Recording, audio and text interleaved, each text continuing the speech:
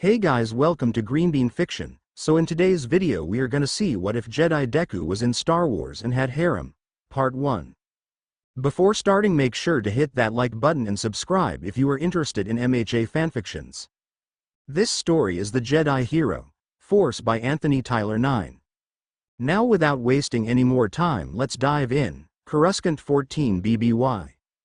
3A young Padawan within the main building of the Jedi Grand Order is seen training with his master within the training zone. He is dodging attacks as well as attacking his master with his smaller lightsaber as he clashes with the Grand Master Yoda. The old creature had been training the boy since he sensed his massive power within the Force that would soon become a rival for the up-and-coming Jedi Knight Anakin Skywalker. The young boy had green curly hair that had black roots, and freckles on each cheek that allowed his eyes to stand out even more.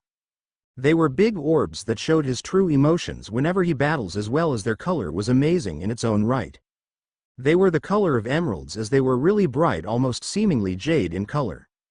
The young Padawan had been training for about a year and a half in the fifth form of combat with a lightsaber. The fifth form of fighting with a lightsaber was called Sheem Gemso, where it was perfect for countering an opponent's attacks as well as counter the second form of combat Makashi. As soon as their impromptu training session was complete, the master had a lot to say to the young Padawan. Young Izuku, training does you well. Go I must, Wookiee's help I must give. Train yourself, and a Jedi Knight you will become, soon. May the Force be with you and protect your youngling siblings. The old master said, as he hobbled away. As Izuku was seen walking towards his small room given to him by his master, he decided to meditate on how to balance his mind as well as soul in order to keep himself from falling to the dark side of the Force. He was taught from a very young age from the old master that if he allowed the dark side to interfere with his thoughts as well as mind, he would not be capable of returning to the light unless a catalyst prevented him from doing so.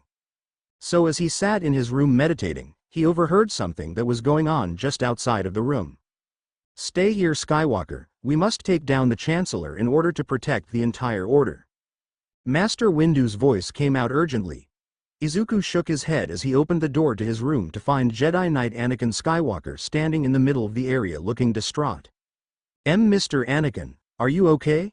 Izuku asked, looking at the taller young man. Don't worry, Padawan Izuku, I'm fine. Just thinking about my relationship with the Jedi. The young Jedi Knight said, as he moved to leave. Unknown to him, Izuku didn't trust his words and followed behind him as he made to see what was truly going on.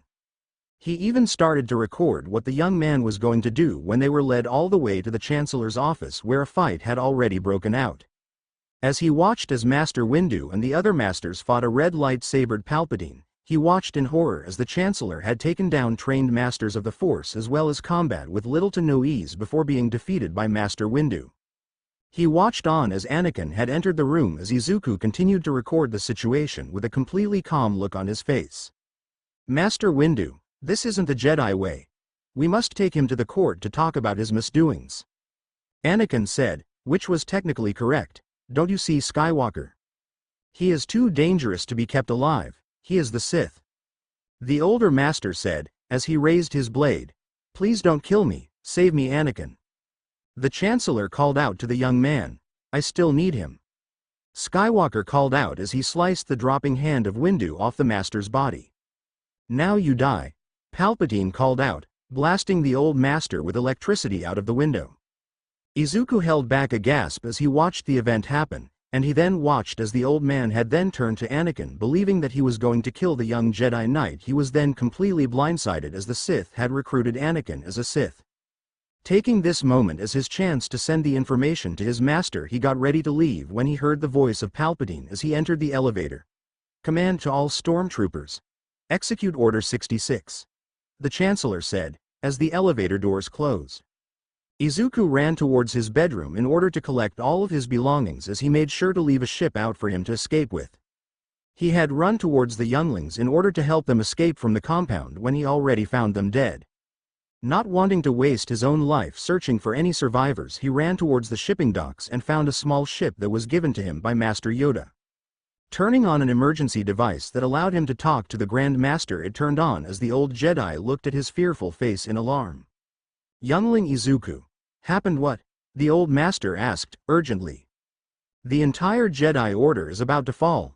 Don't trust the clone troopers. They are being told to kill all Jedi, Izuku said, as he overhears his master get shot at. As he thought that his master was dead, he overhears his master speak over the Wookiee he was with. Protect the people, can you do? Wooorg? The Wookiee called out, as Master Yoda made a humming sound. Youngling Izuku, leave the planet you must. Not seen you must be. Return to Coruscant I will, and defeat Sith, the old master said, as he turned off the transmission. Izuku had started his little aircraft as he looked to the right and saw Anakin staring at it with a fury in his eyes as Izuku gained a fearful look on his face. Turning it on and blasting off into the galaxy as fast as he could, he looked back in the mirrors as he watched the planet undergo siege as well as a ship head away from the planet for him. Turning on the thrusters to get him past hyperspace, he blasted as fast as he could to the furthest part of the galaxy where the Jedi and Sith hadn't made their presence known yet. It was in the direction of his original home world of Earth. He was an orphan on the planet as his mother had mysteriously disappeared after his birth and he wouldn't question it further. He was just about to reach the planet's atmosphere when he heard the sounds of a ship blasters going off. Trying to land on the planet as fast as possible, he ran the risk of being shot down, and for a second, he thought he lost the young Sith before the sounds of his wings being shot off were heard. He placed himself in a portion of the ship to protect himself from being hurt. He was glad he added this portion of the ship in himself since that meant Skywalker wouldn't know where he was. When his ship crash landed into the ground nearby a beach that was storing up some trash, it landed just perfectly enough that it was well hidden from the new Sith Lord. He waited in his cockpit with a bated breath as he heard the sound of his ship be torn apart as well as shredded to pieces. Damn, it seems that it was a phony. I can't believe I lost one. No matter, as soon as I return, I will avenge the death of Padme, and make sure that Obi-Wan doesn't get in my way. The young Sith said, as he got in his ship and left the area. Izuku would wait for a while before he knew that the presence of the young man was truly gone, and he pulled himself out of the cockpit of his ship. Looking at the area, he saw that he landed on a trashy beach, and he shook his head from the G-forces that was causing him to become dizzy. Landing on the ground, the 9-year-old had moved around the beach as he tried to make it to where he could find out where in the world he was located. After regaining some semblance of consciousness, he walked up the stairs to the street that was nearby and saw some kids in a park. He saw a couple of children playing with one another as a small group harassed a smaller kid who held his arm in pain. Not being one to allow his fellow man to be abused, Izuku ran over to see what was wrong. What is going on here? Izuku asked. He looked at the small group of kids his age as they stared at him. Who are you? I've never seen you here before, the blond boy said, as Izuku glared at him. They are bullying me for how I have a cool quirk. The boy on the ground called out crying. What is this quirk? Izuku asked, as the boy showed his ability to grow fire from his hands. That is a cool superpower, but you shouldn't bully your peers because they have a cool power. What is yours, blonde? Izuku asked, bluntly as the boy made a few pops. Explosion. I can make my hands explode with power. I will become the next #1 hero, and no one is going to stop me. The boy exclaimed as Izuku stared at him. Far be it from me to stop you from your dreams, but if you want to be a hero, you need to learn that heroes don't just beat villains up. They save people from villains and any kind of situation they're suffering from. Izuku explained as the blond boy looked at him with disgust. Are you quirkless? He asked, as Izuku shrugged. Well, if you're quirkless, what are you hoping to be? The boy called out, popping his hands. I don't know, you wouldn't even believe what kind of situation I'm in. Might as well become the next best thing to what I have lost, a hero. Izuku said, looking at the sky. Well, quirkless people can't become heroes. The boy said, as Izuku looked at him, and why not? Izuku asked, concerned. Because they're too weak. They don't deserve to live with our time, they shouldn't even exist. The boy said, as Izuku slapped him on the cheek. You don't say that about your fellow man, the way you're going. I can easily see that you could become a villain with that attitude if you don't change it. Izuku said, moving to walk away. As soon as the young boy got pissed off, he ran towards Izuku and attacked him, only to be put flat on his ass as the young boy flipped him whilst he was midair and grabbed his arm and slammed him into the ground. Make sure to remember that heroes don't always fight villains, they protect the weak as well as innocent," Izuku said, walking away. Unknown to Izuku, his master had lost his battle against Palpatine and had fled to isolation, never to be heard from again in his lifetime. As Izuku had walked over to the nearest orphanage, he found that they were really kind to him, although they really should stop with the quirkist behavior. He had told them that he didn't really have a quirk, but they were adamant that if he was quirkless that he should do all the chores as well as get punished if he does anything wrong. And so, as he does all these menial things, he doesn't notice how he can feel all the presences of the Jedi slowly be wiped out from the entire galaxy, the only ones who are left being Obi-Wan Kenobi, Grand Master Yoda, and a few stragglers who managed to escape the purge of the Jedi Order. And in his disappearance from the Jedi's lost and fallen order, a new empire is raised from the ashes, and it will soon terrorize the galaxy and place it into a stranglehold. Zuko woke up as multiple blunt weapons landed on his chest that morning. It had officially been exactly 5 years since the fall of the Jedi Order, and he had been living on Earth. As he groaned in pain in the bed, the person who woke him up was a beautiful woman who had a very well-endowed physique, who had a very voluptuous body as well. She had long brown hair, who had been very rude to him since he first arrived at the orphanage. "Get up, you worthless brat. I can't believe that I have to waste time in waking you up every morning," the woman said, as Izuku begrudgingly woke up as he stood up from the bed. As a 14-year-old boy, he had been privy to many forms of torture as well as abuse from the orphanage, as he basically was a prisoner inside the building. When one of the children would accidentally break something, he took the blame for it so that they could be kept safe. The woman had abused them all in the past, and he wouldn't be a hero or a Jedi if he didn't protect the innocent as well as keep the peace. So long as he was the one being injured on the daily as well as take all the blame for things that the younger children do, he was fine with that. As he walked out of the bedroom where he was constantly abused like no tomorrow, he made his way towards the kitchen in order to cook for the children and skip breakfast. It was just like in the Jedi Order, where some Jedi went weeks to years without food. Izuku had doubled that time frame in terms of no food. His powers in the Force were getting stronger as he grew, and he always trained in the dead of night when he knew that nobody would see him, training to master his growing power. As he entered the kitchen, he started to make pancakes as well as eggs and ham when the woman entered the kitchen and watched as he cooked the food. She was trying to get him to eat even though he told her that he was fasting for the longest time, but no matter how many times she had forced him to eat, she just decided that he was punishing himself over the years for the other children and just decided to beat him awake every morning as her punishment. The other children didn't like how he took all the blame as well as the beatings for them, but as soon as they saw what happens during the beatdown of Izuku, they wisely decided to stop breaking things as well as doing things to get him in trouble. Izuku was walking to school now. He had finished breakfast and saved a little bit for himself since he was incredibly hungry. With how his stomach had shrunk to near nothing, he had been starving to the point that he couldn't take it anymore and was slowly increasing his food intake.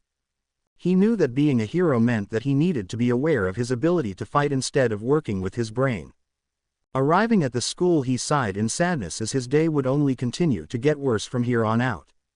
If you thought about the fact that Izuku taking a beating for the children as well as being starved by the woman in charge of the orphanage was bad enough, the people at his school didn't think that was enough and made it their mission to get him to commit suicide. He took it in stride though. The only one who even tried to fight him was Bakugo, and the boy took his fights with him as a challenge to get stronger. But the boy had been keeping an eye on him more nowadays since Izuku's body type had been slowly degrading to the point where he was almost skin and bones. The boy, not having his rival to be reduced to almost nothing in terms of a physical fighter of his prowess, kept feeding him enough to keep him going, even if it was forced. Izuku walked into his classroom for the day, and the students were now getting more concerned with his health since he kept decreasing in weight as well as his eyes were beginning to become more sunken in. As the teacher talked about how Izuku and Katsuki were going to UA, the boy defended him for once as he stated that out of all of them, Deku had the ability to stand by his side as an equal or even slightly worse than the boy himself. Izuku smiled sadly at the slightly older boy as he shook his head and went back into his notes for the class as well as his quirk analysis notes. As soon as he finished them, and the school day was over, Bakugo walked over to him as he basically demanded an answer. "All right, Deku, you're worrying everyone in the school, so why don't you just let it out already?" Bakugo yelled in his face as he slammed his fists on Izuku's desk. "What are you talking about?" Izuku asked, innocently. "This. You are losing weight faster than I can feasibly feed you, and the fact that you sometimes throw it up later on is extremely worrying. My mom has been trying to adopt you for weeks and they haven't allowed her to." Quote. The boy said, greatly surprising all three boys with him. What are you talking about? I can't be worth adopting," Izuku said, as the boy in front of him stared at him angrily. "All right, that is it. I am calling the police about why you are being beaten and abused in that specific orphanage," Bakugo said, as he knocked Izuku out with a hard chop to the neck. "This is Musudafu Police Department, how can I help you?" A female voice called out. "My name is Bakugo Katsuki, and I would like to report an abuse case to you all," Bakugo said, as the woman on the other side of the phone bristled at the tone. Tsukauchi Naomasa had been a detective for almost 35 years. He had been working on cases with All Might for almost as long as he had been made aware of other cases he worked on with another hero Eraserhead. But when he got a phone call from one of his police officers of the precinct, he wasn't prepared for the massive abuse case as well as neglect that the boy was talking about. "So can you run that by me again, Bakugo-san?" Tsukauchi asked, as he stared at the words on his paper. "All right, so it starts like this. Deku showed up about 5 years ago on the beach when I was beating up another boy who was making fun of me. Then he told me that he was going to the orphanage since he didn't have a mother or father, but when he told me that the place is horrible at school, he meant it. The woman in charge of the place is abusive, neglectful, and for the love of God, she wakes him up by beating him with a blunt weapon on his ribs. She has been doing this since he showed up and stated that he was quirkless," Bakugo said, as he was getting more emotional in the call. "All right, can you tell me the address of the building?" Tsukauchi asked, as Bakugo gave him the exact address. Arriving at the school, he found an unconscious green-haired boy on the ground as Bakugo was sitting on a bench as Tsukauchi had moved over. Pulling out his radio, he called for an ambulance to be called over to get a child in need of help. "All right, can you tell me everything you know about that orphanage?" Tsukauchi said, as Bakugo just gave him a look. "I can do you more than that. I can provide evidence that they are cruel to the children as well as Deku," Bakugo said, pulling out his phone and showing the detective all the scars as well as burns on Izuku's body. "This is enough to place them in prison for life. And about the other children? Are they neglected as well as abused?" Tsukauchi asked. Useless. Deku keeps on taking the blame as well as beatings for them when they break or lie about something. He won't allow them to be hurt by the woman in there. Keeps saying shit like it isn't what a hero would do to leave them behind.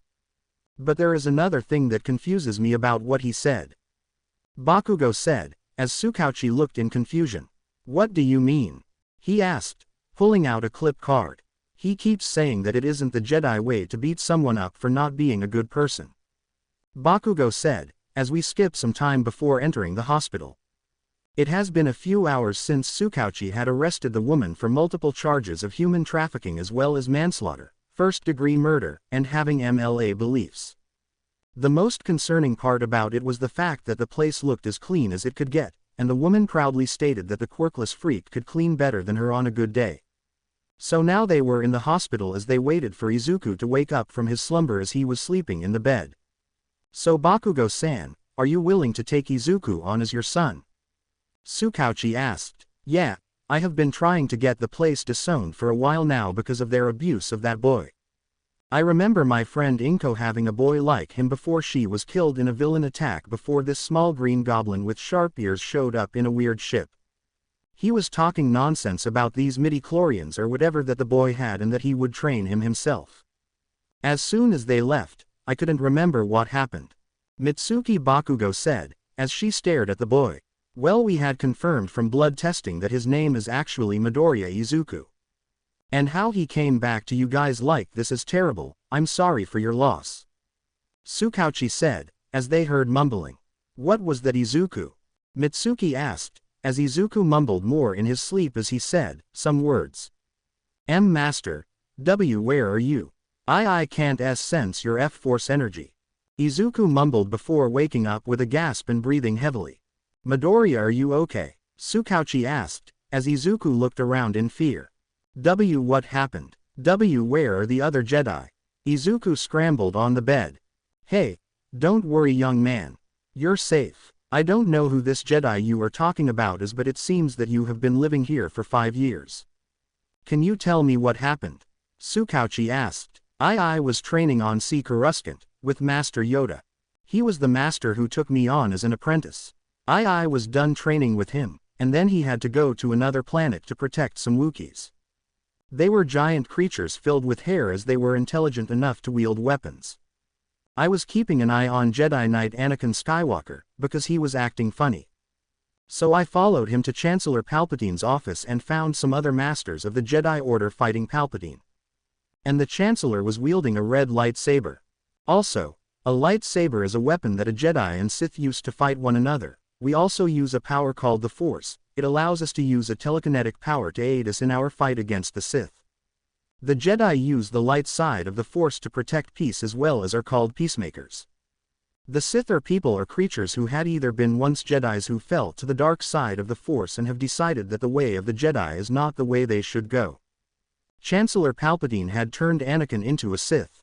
In order to escape Coruscant, I had to get into a ship and fly away, but not before I informed my master about the order Palpatine had ordered the clone troopers before leaving. Izuku said, breathing softly but fast. What was this order? Tsukauchi asked, as everything rang true. It was the execution of all Jedi warriors. Order 66. It was programmed into them in the event that a Jedi had betrayed the Jedi Order to protect Coruscant from enemies. Izuku said, as Tsukauchi looked at him. How does one use this Force? The man asked. In order to use the Force, one must be trained hard in the abilities it can grant you, ranging from flight to telekinesis and telepathy. The one I am most trained in was telekinesis, and that was Master Yoda's teaching to me that I learned it. But it is the usage of the midi-chlorians in your blood as well as collect over the years and allowed you to use essentially superpowers from comic books. Izuku explained as Tsukauchi was slowly gaining a headache. How many Jedi are there out there in the cosmos? Mitsuki asked, as Izuku thought about it before sensing the Jedi within the Force. No. That's not possible, Izuku said, looking more panicked. What is wrong, Deku? Bakugo asked, looking at Izuku concerned. There isn't many Jedi left. The only ones left are me and 2 of Skywalker's children. And one of them is fighting Skywalker as of right now, Izuku said, looking pale. Well, at least you're safe, young man. What happens if you are found out on this planet? Mitsuki asked, concerned. The only ones who can sense my power is Chancellor Palpatine as well as Anakin Skywalker, but they don't know that I live here. For all they know, I am dead, Izuku said, as Tsukauchi asked a hard question. How did you get back to Earth from Coruscant, since that place you talked about is a planet, right? Tsukauchi asked. Coruscant is the place where Chancellor Palpatine had full control of. It is where the Jedi Order had battled the Sith in order to bring peace to the galaxy. But I was shot down in the atmosphere when entering the Earth. Former Jedi Knight Anakin Skywalker had shot me down after following me all the way here. Thankfully I had placed a new compartment in my ship to allow me to hide within it from him. He couldn't sense me since I hid my power from him, Izuku said, as Tsukauchi nodded. Where did you land? Bakugo asked. I landed in Dagoba Municipal Beach Park. On the beach, Izuku said, as Bakugo nodded. Don't worry about returning to the orphanage, young man. You will not be returning there since you will be adopted by the Bakugo's family, Tsukauchi said, as Izuku looked at her in shock. Why, you didn't have to do that, Izuku said, looking distraught. Don't worry, young man. I promised your mother that I would make sure that you were protected from anything. I couldn't keep that promise after you disappeared, but I will be keeping it now. Also, I need to make sure that you get a girlfriend soon, the woman said, as Izuku looked at her funny. A Jedi can't get into a relationship with another person. It is against the Jedi code, Izuku said, as Mitsuki looked at him. These Jedi won't allow a relationship between a Jedi and another person, Mitsuki asked, as Izuku nodded his head. Master Yoda said that it brings the emotions that we hide out from where we hold them down. To bring out our emotions in the middle of battle, makes it easier for the dark side of the Force to assist in our fall," Izuku said, as Mitsuki looked at him. "Well, who is your master and where is he now?" Mitsuki asked, as Izuku looked away. "He's passed on. He is within the will of the Force," Izuku said, as Mitsuki stared at him. "Well, since he's dead you don't have to listen to his rules anymore," Mitsuki said, as Izuku looked at her in shock. But," Izuku said, as the woman spoke. "Tut tut, no, you will get into a relationship with a girl in the future if I have any say about it. There is not any way for you to stop me from doing this. You are human at heart and will discover the feeling of needing to reproduce at some point. I will not miss that," she said, as she walked away to file out paperwork. "Be prepared, Deku, she will be feeding you as well as making sure that you get a girlfriend soon. So you better get yourself out of those useless Jedi ways. It's what got them killed anyway," Bakugo said, as Izuku was left there to think about the Jedi Order and their laws. Is it really true that they died because of their hubris? Izuku thought to himself looking out the window. Izuku had been thinking about the life he lived as a Jedi. He had been living within their rules as well as regulations for years before he became the Padawan of Grand Master Yoda. The man was like his idol for what a true Jedi was to become in the future, but from what Katsuki had told him these last few years, it was starting to make him think. What if I used the power of the dark side of the Force and combined it with the light? Like Master Windu did, Izuku thought aloud to himself. He had been eating more as well as gaining weight since he was finally adopted by the Bakugos. Although Katsuki still bullied him relentlessly because he wanted to get Izuku angry, the young man didn't fall into the trap of the dark side at all. But now that he was thinking about it, he decided to learn a bit about the Earth as well as sense it to see if it was somewhere he could learn the Force. As soon as he started to meditate in his bedroom that night, he felt the Force within the planet itself, and was surprised to find out that it was a Force nexus. It was in terms of the natural Force energy of the entire galaxy. A neutral zone who allowed everyone to come by. Izuku found out later on as he found a kyber crystal inside some quartz within the countertop from the kitchen that the common earth metal could be used to find and create a new lightsaber as well as rebuild the Jedi Order. Smiling to himself as he meditated, he allowed the dark side of the Force to swell within his mind as he kept himself calm. Deep within the confines of his mind, he found himself staring at an evil version of himself. He was calm and collected like himself who always delved within the light. This version of himself was even more powerful in the dark side of the Force as he glared at Izuku with hatred as well as anger. Sighing to himself, he pulled out a lightsaber of his creation from within his mind as he looked at his opponent with a smile on his face. He will defeat this evil version of himself, and gain control over the dark side of the Force that dwells within himself, and he will make sure that it doesn't get free from his grip. Izuku woke up the next morning extremely sore. The battle he had with his evil doppelganger had been harsh as well as enough to make him wish that he couldn't have been more filled with the light. The evil version of himself had nearly defeated him in lightsaber combat since he focused more on the intricacies of battle than the will of the Force.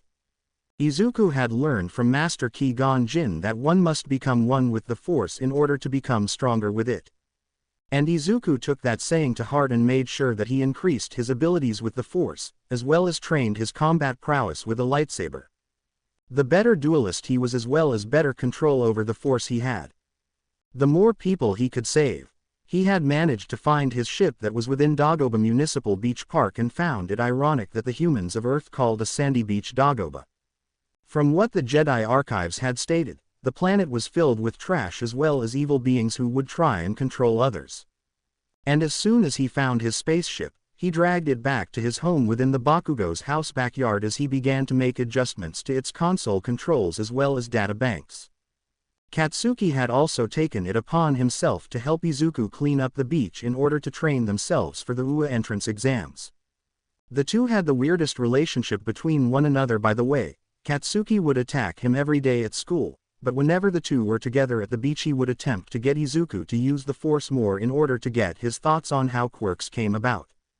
They used this time to increase their thoughts about what the world wanted with quirks as well as how they would fare against the outer galaxy. As he shook himself out of his own thoughts, he found himself standing before the completely clean beach just a few days before the entrance exams for the school. Looking over at Katsuki, the boy was looking on in pride at the work the duo had done. Izuku had finally beaten it into the boy's head that heroes help everyone, but at the same time, they make sure that villains don't hurt civilians. Although the boy took it as a literal challenge to his ideals that Izuku was forcing onto him, so they made a bet. If Izuku would only assist those in the entrance exams, he wouldn't get as many points as Katsuki would just attacking the bots without saving anyone. Izuku took that challenge as he nodded and gave Katsuki some advice Yoda gave him in his early days of becoming a Jedi. My master once told me, Katsuki, that one doesn't follow the will of the fight, but the will of the Force. You must push aside your pride in order to see the bigger picture, and if you can't, never become what you wish to become. Izuku said, as he left the boy with things to think about. It was now time for the entrance exams as Izuku entered the grounds of UA, as he noticed that there were multiple students within the place as they were happy. These people don't know that the power of All Might is waning. I've seen it from the way he fights, but they are simply going complacent. Izuku thought to himself as he heard about how All Might was becoming a teacher at UA. As he entered the classroom where he was going to take the written test, he found that there was a teacher who was green in color and was looking more like a cell within the human body compared to others. Alright students, the entrance exam test for the school will begin as soon as all the test papers are handed out. Make sure that you don't cheat, since those who do will be immediately banned from taking this school's courses. The man said, as Izuku gained a look of determination. As soon as Izuku gained his paper for his test, he looked at the questions that were most intriguing to himself first and foremost as he did them first. It wasn't because of the fact that they were hard to do, but it was because of the meaning behind them. Such as the one question that caused Izuku to really think hard about it. What truly makes what a hero does heroic? As he looked at the question, it could be read in many ways compared to the average person. It could be read as what are the true factors that make a hero, or what kinds of quirks could be used to become a hero. But Izuku knew the answer to this question. It was asking what the factor in a hero makes their actions truly heroic. What makes a true hero in this world is that their actions convey that they truly don't wish for anything in return. They just want to make sure that the person they are saving is okay as well as safe from all harm. They make sure that the civilians are alright, feeling safe, as well as happy about the presence of a hero. Izuku mumbled to himself. He never got rid of his habit to speak his mind in unrecognizable mumbles to himself, but he couldn't help it. There were some other questions that nearly stumped him, but he kept to himself and realized the problems with the questions and answered them to the best of his ability. And soon after he was finished, he found out that he had completed the test within the first half hour of the required 3 hours needed. He decided to use the remaining 2.5 hours in order to review his answers and change them if they seemed more undecided. As soon as the written portion of the entrance exams were complete, he turned his in with the other students as he left the room. Unaware of the fact that the hero who was looking at his paper was currently looking over the small corrections that Izuku made to the original questions on the test. He looked back at the retreating boy as he entered the auditorium as he released a sigh of exasperation.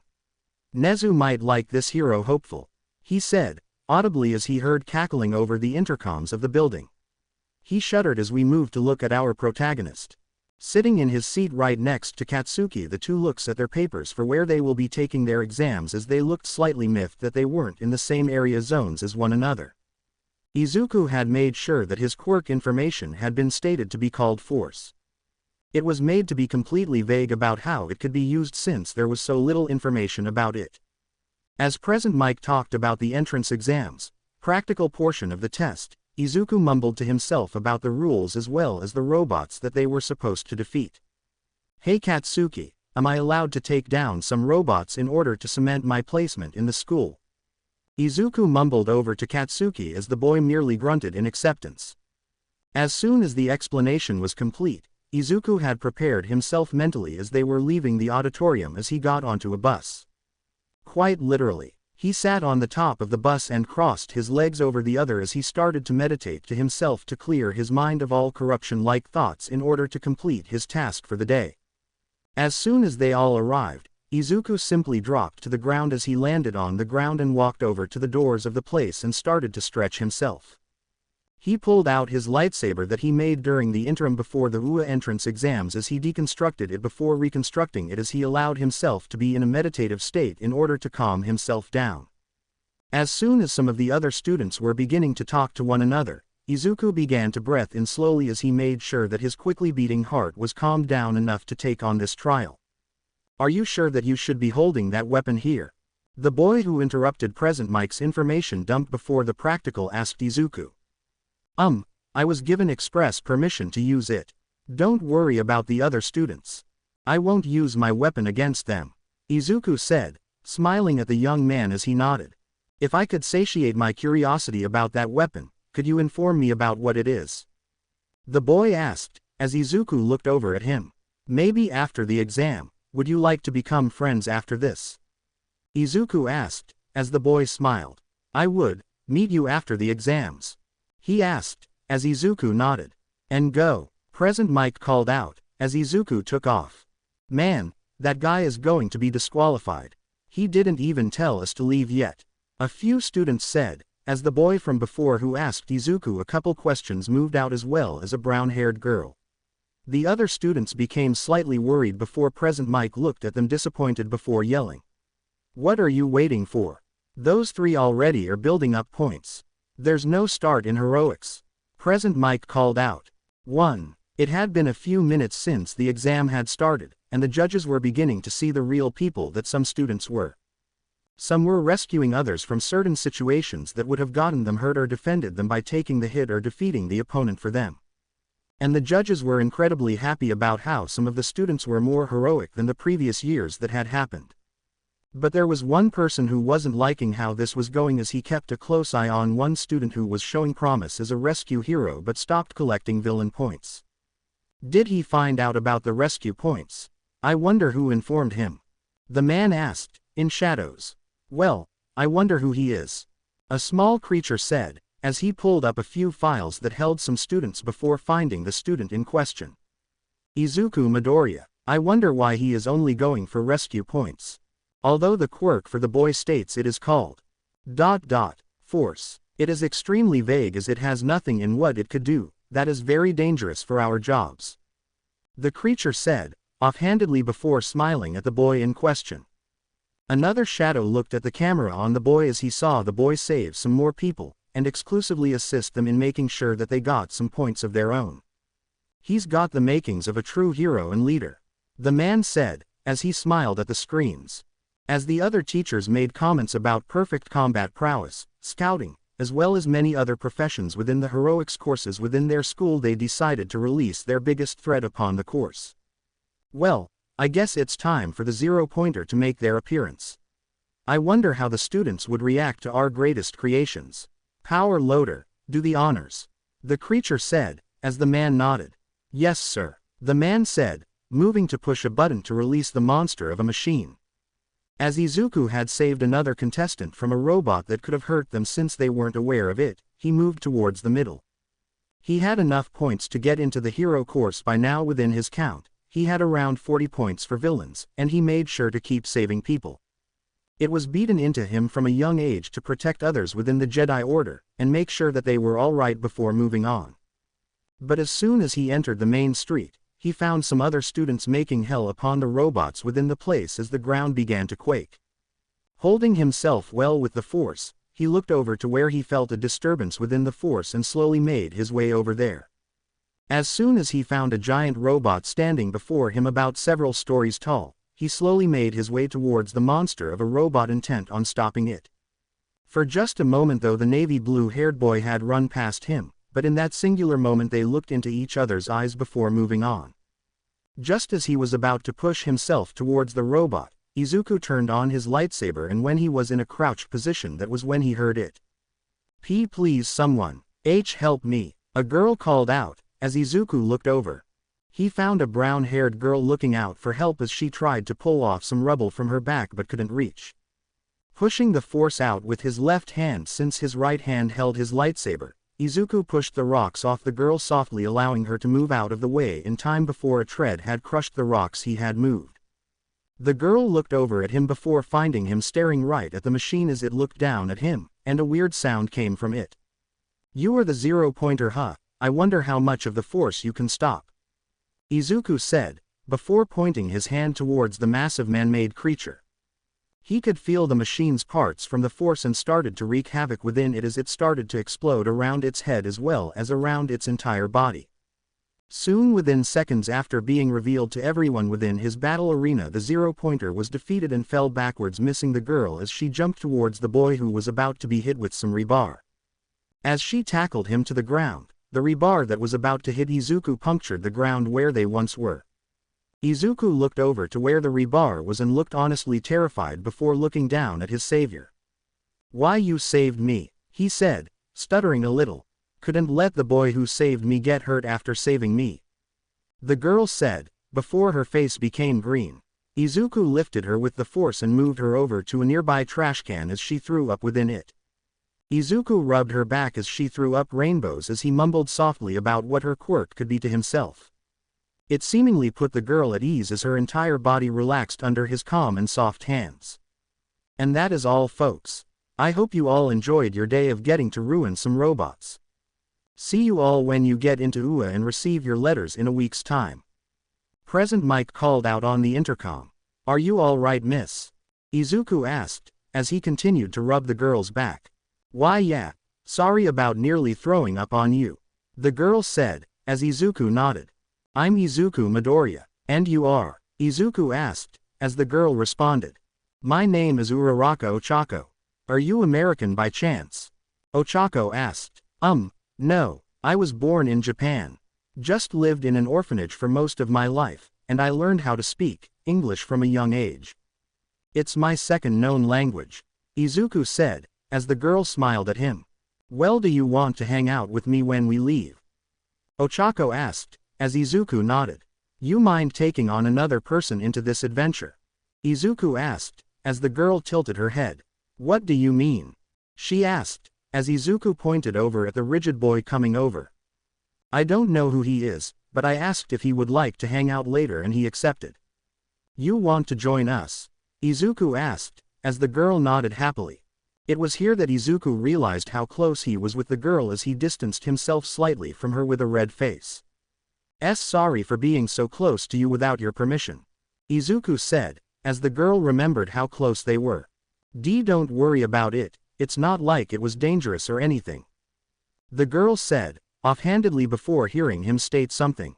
"Love isn't the Jedi way, I need to clear all feelings," Izuku mumbled to himself as he placed himself in a meditative state again.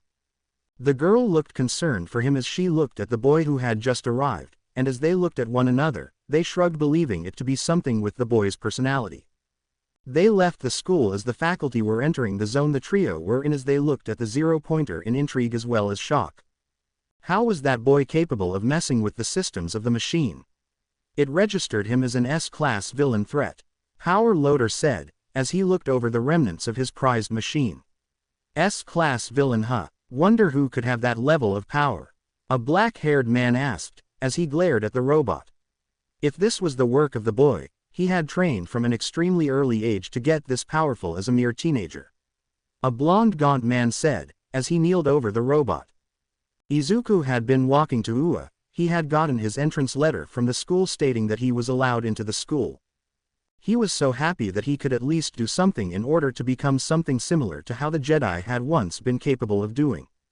But if anything, he couldn't wait to train some of the quirkless population in the will of the Force during his time as his own personal Jedi Master. On Earth, he would become the Grand Master of the Order of Jedi. He wouldn't fall under the same hubris of the previous Jedi that allowed them to be usurped by the Sith all those years ago. Entering the school grounds, he walked around the place until he found his classroom for the next 3 years. Class 1B. Entering the classroom, he found out that the class was mainly comprising of women as he found more girls in the classroom than there originally was supposed to be. He found some of his classmates who were talking amongst themselves as he just shrugged to himself about the situation. The morning continued on as he noticed that only girls were coming into his classroom, and he was starting to become worried that he was in the wrong class. It wasn't until the homeroom teacher of the class entered as it was revealed to be Vlad King as he walked through the doors. "Hello Class 1, I'm going to be the homeroom teacher for this class from this day forwards," the teacher said, as the class got excited about the man's presence. All right, before we head out of the classroom in order to see the orientation that Nezu will be talking us through, I need to do a head count of the class. So when I call on your name, say here. The man said, as he started on the roll call. Every single female in the classroom had their name called one after the other as Izuku was beginning to feel like he was going to be singled out soon. All right, and last but certainly not least, Midoriya Izuku. The teacher called out, as Izuku called himself out. Here. But I have a question, Vlad King Sensei. Izuku called out, as the man looked over at him. What is the question? He asked, back. Why am I the only male in this class? Izuku asked, as the man smirked at him. It was a little something that Bakugo Katsuki told us to do. We need to get these Jedi ways out of your brain. It's alright to have a relationship before you reach adulthood. Vlad King said, smiling evilly. Why, you're corrupting me from the lessons I was taught since I was a kid? Question mark. Kei Kachan told you to do this. Izuku called out, stuttering. Yup. Now line up and head to the auditorium. You have a speech that will last 3 hours from Nezu coming up. Vlad King said, before they all heard an explosion from outside. What was that? One of the girls asked. That was Katsuki Bakugo. His quirk allows him to blow stuff up. Not that big of a deal, Izuku said, leaving the room at the head of the pack. 15. The class had waited in the auditorium for the principal to appear and give his speech, and they were completely tired after the first few minutes. Although Izuku was writing notes about everything the principal said, which got some of his classmates' attention at how attentive he was. Midoriya-san, you don't need to write this all down. A green vine-haired girl said, looking at the notes. I just want to make sure that I don't miss anything that the principal said. You never know when this might be important. Izuku said, offhandedly as he continued his note-taking. As the morning came and went, Nezu completely went off on a rant about how he would love to take over the world as Izuku continued to take notes on how the rodent would do so. He was completely surprised at how effective with him being in rule over the planet would actually become, and he put a hand into the air. Yes, Midoriya-kun, the principal asked, as Izuku stood up. Mr. Principal, I personally believe that with the evidence you accumulated just now about your world domination plans, you could actually become one of the best leaders to ever grace the presence of the earth. Izuku said, as the principal looked on at him in intrigue. What makes you think that, young man? Nezu asked, as he walked away from his podium and moved to where Izuku could see him clearly. Well, with all the plans you make, you could literally be the leader of a country or the world with all the problems that with a leader like you being in charge would take care of almost immediately. Izuku said, as Nezu nodded in order to get Izuku to continue. These are the notes that I've been taking on your lecture about world domination, and I couldn't help but be fascinated with how effective it could become in the future. Right now, nobody would be in the right mind to place you in a position of power like that, but in the near future it could be possible that it could outright happen. Izuku said, before going off on a tangent about how Nezu would actually be one of the best leaders the world had ever seen as well as will ever see, since he would find ways to keep himself from being assassinated and many other things. Come meet me after school today, Midoriya-kun. I would like to pick at your mind when the day is over. But I must get back to telling the school about the events of the future. Nezu said, as Izuku looked around and found that everyone was looking at him like he was literally insane. Oh, sorry for wasting the time of everyone else. Izuku said, bowing to the entirety of the auditorium. Don't worry about it, Midoriya-kun, just be sure to arrive at my office at the end of the day. I would love to have a cup of tea with you in order to see what your brain could come up with in terms of plans of world domination. Nezu said, as he chuckled over to the podium. The rest of the auditorium was now fearful of what would happen to the new kid since he had been agreeing to the principal's plans of world domination, as well as supporting of them. As soon as Izuku was walking into the lunchroom all on his own, he found himself at a table without anyone nearby. As he got to eating his food, he never noticed how there was a small group of people making their way to his table. He was so into eating his food that he never noticed how Bakugo as well as some students from both the boys' class and his own had sat down at his table. As soon as he was finished, He pulled out a notebook when he noticed that his table had some people sitting at it looking at him. What happened? Did I do something wrong? Izuku asked, as they all looked at him funny before looking away. One of the girls then chose to speak up at that moment in time to see what he would think. My name is Yaoyorozu Momo, and I would like to ask you why you agreed with Principal Nezu's world domination plans. The girl asked as Izuku then went into a rant about how the rodents should probably create a new government for the school to be its own country so that they don't have any issues with outside governments trying to vie for control over the school. Needless to say, Momo Yaoyorozu was happy with the results of her question but at the same time confused as to why a smart person like him wasn't in class 1A with Bakugo and the other boys.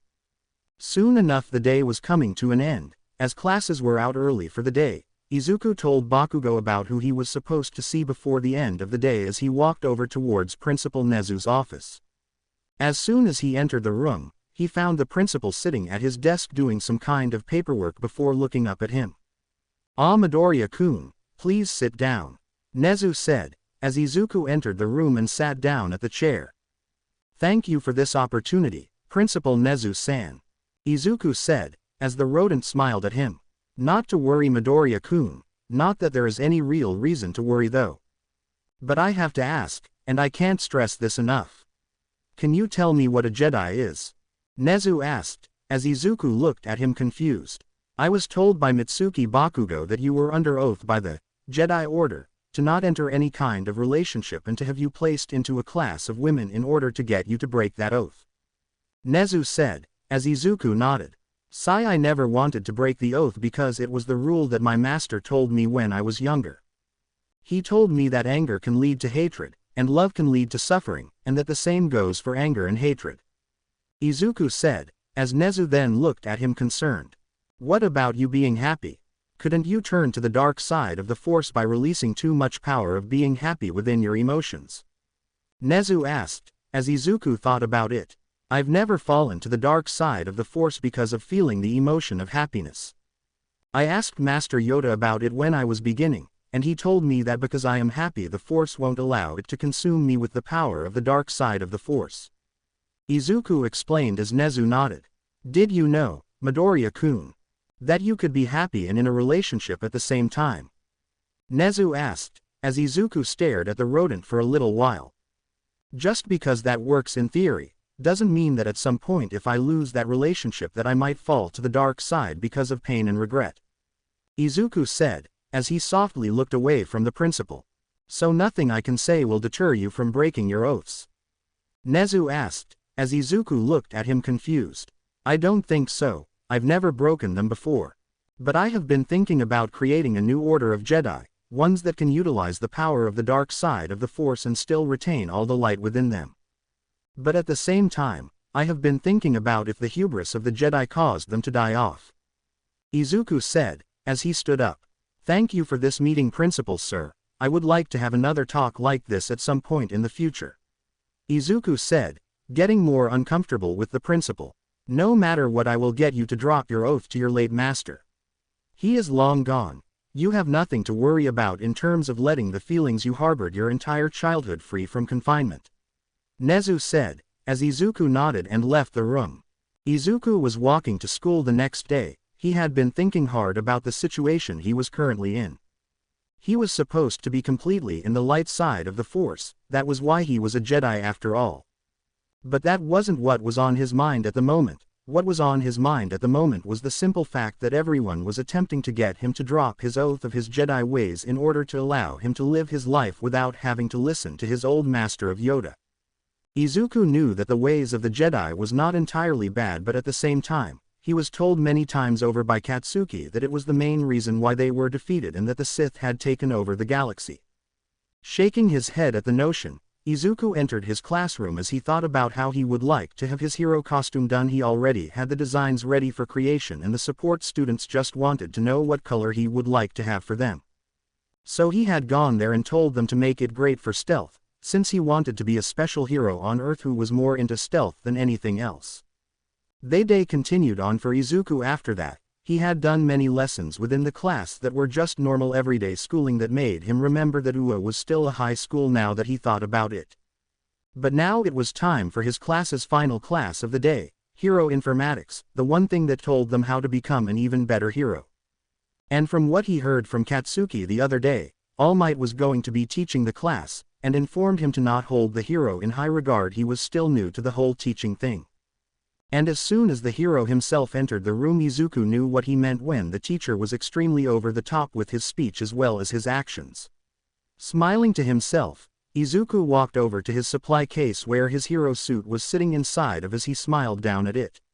This is the first move I have to becoming a Jedi Knight. I can only hope that Master Yoda is smiling upon me now. Izuku thought to himself as he smiled. In the boys' locker room, Izuku pulled open the case where his hero suit was located, and he couldn't be any happier about what it looked like. As much as the black clothing irked him about his past since he last saw Anakin wearing such dark clothing, he had a slight fear of something bad happening to him once he wore it. Shaking his head, he placed all black attire on his body as he found his lightsaber on the utility belt as he smiled down at it as he left it on his hip ready to be used for battle. He knew that he wouldn't need to use it against his classmates, but he didn't want to make them think that they weren't ready for a blade such as that. So he made sure that he wouldn't use it against them since it was an extremely dangerous weapon. As soon as the boys left the locker room, Izuku kept to himself and distanced himself from the other students so that he could meditate on his own. As All Might had started the lesson making it a heroes versus villains matchup, Izuku sighed as he hoped that he was on the hero team. Sadly, his luck ran out at that moment as he was placed on the villain team with Setsuna Tokage. She was a very prankster kind of girl who made Izuku look twice at her considering her playful demeanor towards his classmates. But since he was the first matchup for the day, he thought that he should delve into the dark side of the Force in order to show the other students what it means if he truly releases his emotions. But he really needed to make sure that his power wasn't felt over the Force, so he made sure to mask it with a technique he learned in isolation. As soon as he and Tokage had managed to hide the bomb, he placed the same masking technique he learned from his master over the bomb so that the heroes wouldn't be capable of finding it. "So what's the plan, short stuff?" Setsuna asked, as she loomed over Izuku. "Well, who are the people we are up against?" "Sorry, I was too busy meditating before I heard that we were up first," Izuku asked, as Setsuna nodded. "The first ones we're up against are Nirageki Shota. He has a quirk where he can turn anything he touches into mud, and he can fall into it without any kind of trouble. But the real threat is Kendo. She has martial arts skills and can definitely show them off. Her quirk allows her to increase the volume of muscle in her hands that increase their size, making the damage she could do massive," Setsuna said, as Izuku nodded. "Well then, I guess it will be the first time you all see me using this side of the Force. I can only hope that you all don't hate it, as much as I don't like using it. My master taught me how to control it back on Coruscant in order to keep myself from falling," Izuku said, as he started to breathe deeply before Setsuna watched his face, and as soon as Izuku's eyes opened up, gone were the emerald green eyes she surprisingly liked, and they were replaced with orange-yellow eyes. "With this, I am now a villain. My name is Darth Midra and I am going to defeat the Jedi scum," Izuku said, as he walked out of the room. The aura he had been releasing into the room had caused Setsuna to be completely filled with fear as she watched the young man leave the room. As soon as his massive presence had disappeared and entered the hall, Setsuna called on to All Might to keep an eye on Izuku. She didn't wish for her classmate to fall down into what she heard him state was called the dark side. Izuku walked through the hallways of the building where they were doing their lesson. Izuku had been searching for the first floor since he wanted to make sure that he could find the heroes as fast as possible. He also had manipulated his clothing attire to create a cape for himself since he thought that it was a great aesthetic to have for a Sith. As soon as he entered the third floor of the building, he had met up with Kendo as well as Shota as they saw him immediately. "Give up, villain. Tell us where the bomb is, and we will make sure that you are taken in without harm," Kendo called out, getting into a combat stance, Shota doing the same. "I am Darth Midra, and I am here to defeat you hero scum, and you will never get the words out of my mouth. For today, you are all going to die down here," Izuku said, as he pulled his mask down. As soon as those words were released into the hallway, Izuku released his killer intent upon them as they looked at Izuku in slight fear but held strong as they charged at him. Izuku used only the force in order to keep them away. His plan was extremely simple: don't let them get too close, and make sure that Shota doesn't touch the floor. And like that, the battle had started. Izuku wasn't using his lightsaber because he didn't wish to hurt them more than he could without it. He was trained by the Grand Master of the Jedi Order.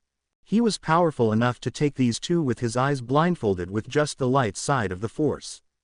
But he wanted to show them what happens when he delves into the dark side of the Force. When he decided to open his heart and mind to all the pain and suffering he felt at the loss of his master. So this fight was anything but one-sided. Kendo as well as Shota did their very best in order to create plan after plan in order to defeat Izuku. Teaming up on him was their last chance as of now. The entire room they were inside of had been completely turned into a battlefield on the same likes of the Vietnam War. Izuku was still standing on the side where he was holding off Kendo with her palm strikes as well as kicks, trying to throw him off balance, and Izuku was countering with his power as well as his own martial arts. Just because you know how to fight doesn't mean that you've witnessed a war happen. Trust me, I know how to create plans and work through them, Izuku said, as he force-pushed Kendo into Shota. As soon as both students fell to the ground in pain, they got back up as they both glared at Izuku. But that was when something weird happened to them. They felt something grabbing their throat and dropped their combat stances before feeling themselves being pulled over towards Izuku. As soon as they were right in front of him, they found his face looking at them with indifference as he stared at them. This is the power of the dark side of the Force, and it is the main reason that I don't prefer to use it. It plagues the mind with a want for more power, and I don't need it since I'm strong enough as is. I would rather not kill you all because that is what these powers wants, no desires. This battle is over, Izuku said, as he threw them across the room as they landed on the wall. Izuku walked over to them both and saw that they were trying to get back up, so he sighed and placed his fingers in their direction, and as soon as they stood back up, they felt increasing pain as if electricity was coursing through their bodies. Their screams were heard on the intercoms of the building as All Might screamed into Izuku's ear. "Young Midoriya, you need to stop this at once, you'll kill them," All Might screamed as Izuku immediately stopped what he was doing. As the students watched as Izuku delved into the dark side of the Force that he talked to them about a few days prior, they were now seeing how powerful he could be if he was a real villain. He was making them fear as if their lives were merely nothing in the palm of his hand, especially since he managed to take down Kendo and Shota, a recommendation student and their class president, as if it was nothing on his own. But there was something about the look on his face as it began to smile at the two downed hero students when he sent torrents of electricity into their bodies. It was almost as if he enjoyed dealing out pain to them. It was here that they realized that Izuku being on the light side of the Force, as he said it, was a really good thing for them. If he ever decided that being on the light side of the Force was a horrible thing to do, they wouldn't stand a chance. But then, young Midoriya, if you continue to do that, they could die. Stop this at once, All Might called out, and as soon as All Might said those words, Izuku exited his trance-like state before his eyes blinked and his eyes returned to their emerald color. On the recording they could not hear what Izuku said, but there was one student who saw the look on his face and immediately read what his lips said. "What have I done? I'm a monster." Before the boy left the room to hide himself from everyone and his partner. This is the main problem with having someone who is not from our culture, everyone. They have their own issues, and it will be up to them in order to learn how to fully control their power. Young Midoriya is one such person. He must learn how to make sure that he doesn't dish out enough pain as well as power to kill someone. Since he doesn't have a quirk, it could easily be stated that this Force ability he has is a quirk in and of itself. Remember that no matter what kind of quirk you have, you could still kill someone with it, All Might said, as the students of the trial had entered the building with the sole exception of Izuku. It wasn't until a few trials later that Izuku returned to the rest of the class looking like he'd seen a ghost, and he kept himself as far away from the others as possible. He didn't want to hear them talk about how he was looking exactly like a villain. He didn't want to be near anyone who could make him feel like he was a complete bastard. And soon enough Izuku was now in the lunchroom after the final class of the day had passed, and Izuku was sitting on his own at a table with nobody at it. He really didn't wish to have anyone near him at the moment because of the simple fact that he was too scared to be around anyone without the dark side getting the better of him again. As he was eating his katsudon, he never noticed how 3 girls in particular had noticed his sad looks and decided to move over to his table. Izuku saw the looks of the classmates of his that weren't even looking on the side of a good thing, since they took one look at him before grimacing and looking away from him. It was here that Izuku knew that he would be ostracized from his classmates, and he would keep them away from himself.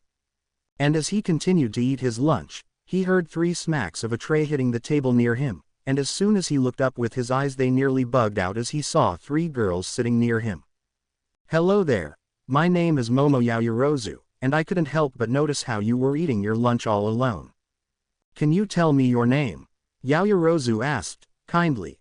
"My name is Izuku Midoriya, and I am eating alone because of something that happened during class," Izuku said, as the other 2 girls nodded. "That happens sometimes. Something bad happens during class and you just want to give your classmates some space to think about something." "I get it. Oh, by the way, my name is Ochako Uraraka." "Nice to meet you, Izuku," Ochako said, as Izuku nodded.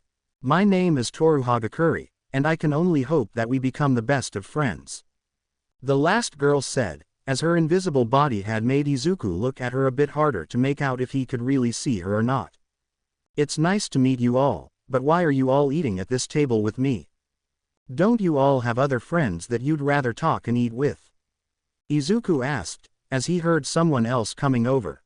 "Geez Izu, why the hell are you asking beautiful girls why they want to sit next to you? They just want to learn about you and maybe get into your pants or something," Katsuki said, as he slapped Izuku's head. "We are most definitely not," Momo said, as he glared at Katsuki. "Don't worry about Kachan, he is just that way with everyone. Almost reminds me about a certain classmate of mine that is a prankster," Izuku said, as Katsuki laughed. "I can't wait to meet them," Katsuki said, as the group ate their food in silence. As the food was being eaten in silence, Izuku was not knowledgeable about what would be happening during the week since he knew that there was a disturbance in the force the other day. But he had no clue about what would be happening the next day, and he would have to be ready for the future events that will happen. Because not even on Earth is someone like him safe from the fealty that is the dark side. Izuku was seen in class after lunch as he was meditating in class as he made sure the Force wrote down everything he needed for the afternoon classes. He had been deep in his meditation when he noticed a massive shift in the Force, one where he could feel the light return back to normal as well as the balance return with the massive darkness that was placed upon the galaxy. It was here that Izuku was paying close attention to the battle that was taking place a few minutes before the shift. He listened in as he meditated as he felt that there was 2 forces battling one another out in the deeper portions of space as he then got brief glimpses of the battle. A massive man in black armor and a black cape as his face was obscured by a big black helmet that made his intimidation factor massive compared to the person he was fighting. Izuku watched on as the younger of the 2 fighters battled it out with him as it was revealed that he was stronger than the armored individual. Izuku had taken notice about how the armored individual's force energy was similar to Anakin Skywalker, back when the Empire had begun to take over the galaxy. He then noticed the person where the darkness that encompassed the entire galaxy had originated from. A disfigured man who looked eerily similar to Chancellor Palpatine, and as soon as Izuku gained a brief glimpse of the man, he turned to look at Izuku with a smile on his face. "So you are the one who has been keeping an eye on me. Jedi," the man said, as Izuku lost connection with the Force in that moment as he was tossed from his seat and smacked right into the wall behind the classroom. As soon as this happened though, everyone in the classroom had taken notice of Izuku being thrown from his seat as they ran to make sure he was alright. Even Midnight, their teacher for Hero Modern Art History, had run over to check on him. "Are you alright, Midoriya?" Kendo called out, as she reached to grab Izuku's hand. As soon as their hands touched one another, Izuku shivered as he felt extremely cold to her. "Midnight-sensei, we need to get Midoriya to Recovery Girl," Kendo called out as Midnight moved and picked the boy up. "Don't worry, Class 1 will make sure that he gets there safely," she said, as she left the room with Izuku in tow. Once inside the nurse's office, Recovery Girl noticed how pale as well as cold Izuku was as she started to warm him up. "What happened, young man? Did something happen to make you this cold as well as pale?" the old woman asked as Izuku shivered in the bed. I was meditating in class when I noticed ASS shift into the force. I looked at a big battle, and then someone noticed me. Izuku said, as Midnight became alarmed. Who was it? She asked, as she felt Izuku's forehead. The cold from his forehead had increased in heat as he slowly regained his breath as he paled even further as he uttered a single name. See Chancellor P. Palpatine, Izuku muttered, as both became slightly concerned. Who is Chancellor Palpatine? Recovery Girl asked, as Izuku explained. Palpatine was a senator who became the Chancellor of the Republic when I was on Coruscant training with Grandmaster Yoda. He had been around since the start of the Separatist War between the Outer Rim allies and the Republic. He caused the war between both places and played both sides, and single-handedly caused the demise of all Jedi in the galaxy. I think he noticed my PR presence within my meditative state and found it near them. He must never come here. If he does, he will make sure that anyone and everyone will become Sith, or he will dominate them through politics. Izuku warned as Midnight asked another question. What else did you see whilst meditating? She asked, as Izuku shook his head. I think I saw Anakin Skywalker fighting someone. At least I think I saw Anakin fighting someone. His power within the Force was massive and he was able to fight him to a standstill. I can only hope that the young Jedi who was fighting Anakin had survived. Izuku said, as Recovery Girl pushed him to lay down. Make sure that if you meditate like that again that you don't get caught like that. It could have disastrous effects for our planet if you are found out. Recovery Girl said, as Izuku nodded before passing out. This is something very dangerous, Chio. We need to inform Nezu about this development. Midnight said, as Chio nodded. We must get his attention after school. Only then will we have him be preparing for something from out of our world. Chio said, as a few hours after their conversation with Izuku the boy was allowed to leave the school. With him gone and heading home with Bakugo, Recovery Girl and Midnight moved towards Nezu's office as they walked through the halls.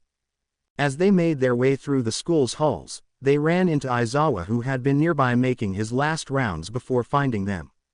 What happened? You both are pale as a ghost. Can you tell me what happened? Aizawa asked, as he walked with them. You should probably make sure that you never tell anyone what we inform you about when we arrive at Nezu's office. Midnight said, as the man nodded. Few minutes had passed as they finally arrived at Nezu's personal office, and as soon as they entered the room, they found Nezu at his computer as he looked through personal records about everything. Achio and Kayama-san, as well as Aizawa-san. How can I help you all today? Nezu asked, as Recovery Girl and Midnight sat down at the chairs nearby. We need to inform you about what happened in Nimari's classroom today. Chio said, as Nezu grimly nodded. From what I know the boy likes to use the Force, as he calls it, whenever he wishes. And during his meditation as he would say, something happened during it that caused him to be launched from the classroom. Nezu asked, as Chio nodded. From what I noticed, there was a dark cloud over the boy all day. It seemed like he had something on his mind ever since he first arrived at school today. Nezu said, as he pulled up some camera footage. But that isn't all, Principal. He was doing his meditation today and he was seeing glimpses of a fight happening out in the furthest portions of the galaxy. And he found that the man who was in charge of the darkness that he said covered the galaxy had taken notice of his presence in the area. And before long launched him out of his meditative state and crashed into the wall of my classroom. Can you inform us what that means? Midnight asked, as Nezu placed his paw on his chin. From what we had gathered from the entire place of which he came from, he was trained in the arts of a Jedi warrior, someone who was trained to be a peacekeeper. And he wishes to show others how to become a Jedi like himself in the future. That can only mean that our world is a whole lot smaller than we believe it to be. We need to get our spacecraft out into the vast universe in order to see what we can find.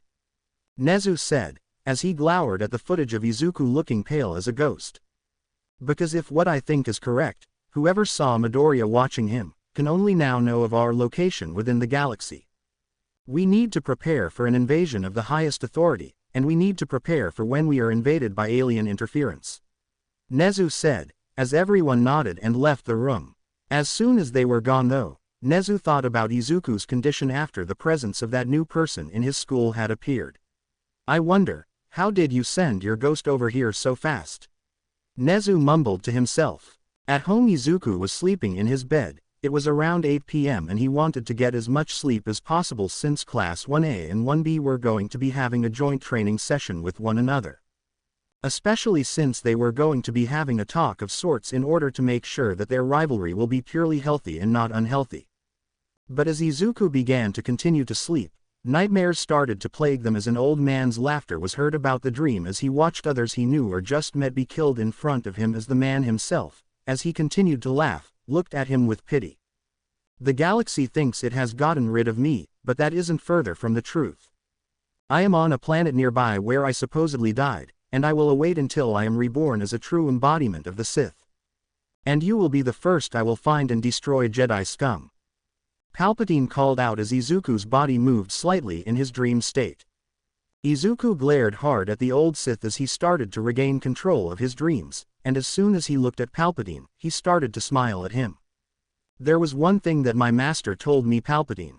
It is that no matter how long the Sith will reign, something will happen to balance the Force. You will never win, you will win a battle, but never the war. Izuku said, as he forced Palpatine out of his dreams.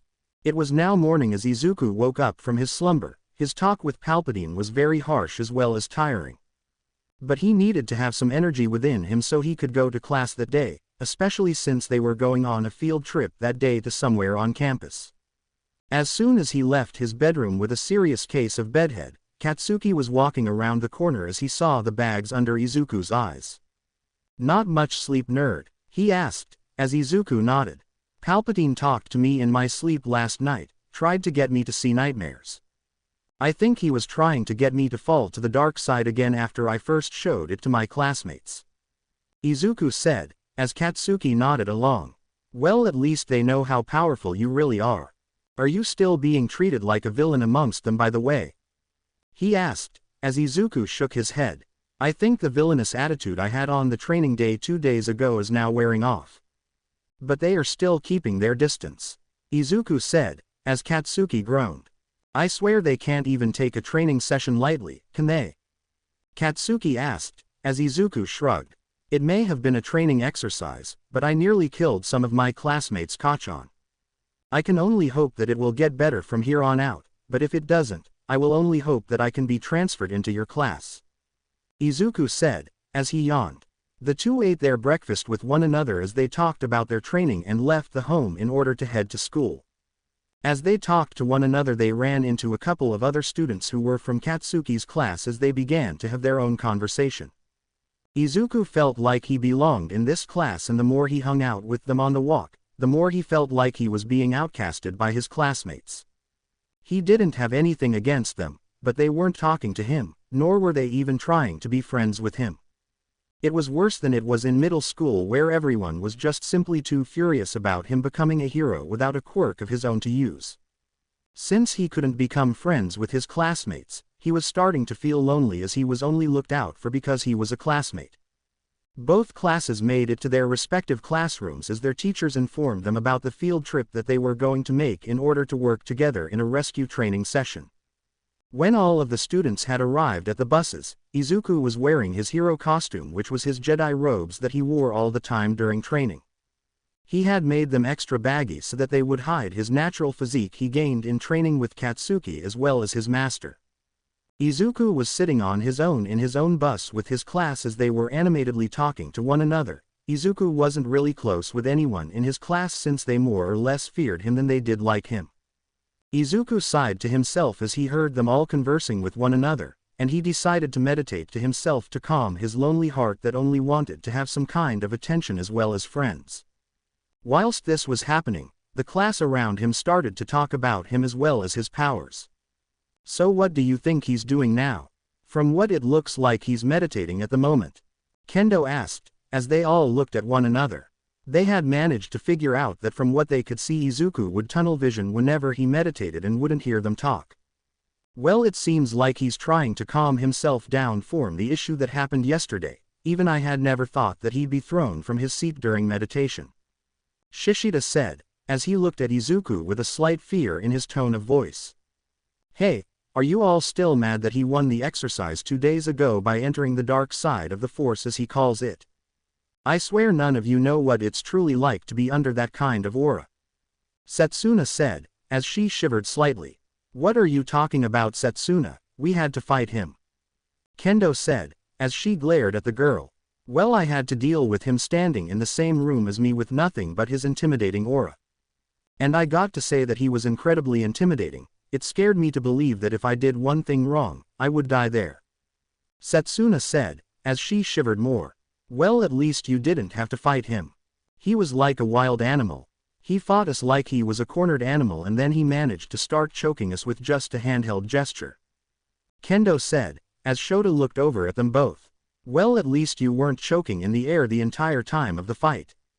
We couldn't even get him to ignite his lightsaber, Shota said, as he glared at Izuku. He didn't even take you guys seriously. Kanoko Komori asked, worriedly.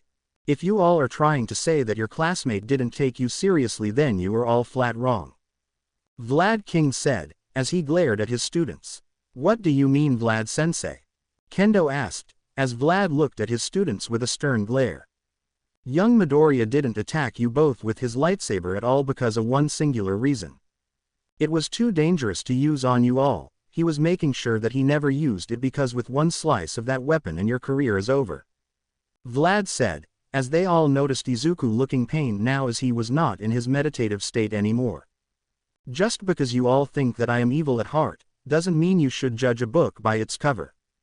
I will ask to be placed in Class 1A at the end of this week. Izuku said, as Vlad nodded his head. It was here though that the buses had arrived at a large dome of glass, as there was someone slowly coming out of the building with a big baggy astronaut suit. Once both classes were able to get their students off their respective buses, they all stood next to one another as they listened to their teachers. Hello students, and welcome to what I've dubbed as the U.S.J. 13 called out from her position at the top of the stairs outside of the building. Oh wow, it's like the building Universal Studios Japan. A blonde-haired boy with a black lightning bolt in his hair called out. Sorry young man, but that isn't what the abbreviation is for. This is what I'd call the unforeseen simulation joint. A place where you all can learn how to use your quirks as well as powers in order to save a person's life.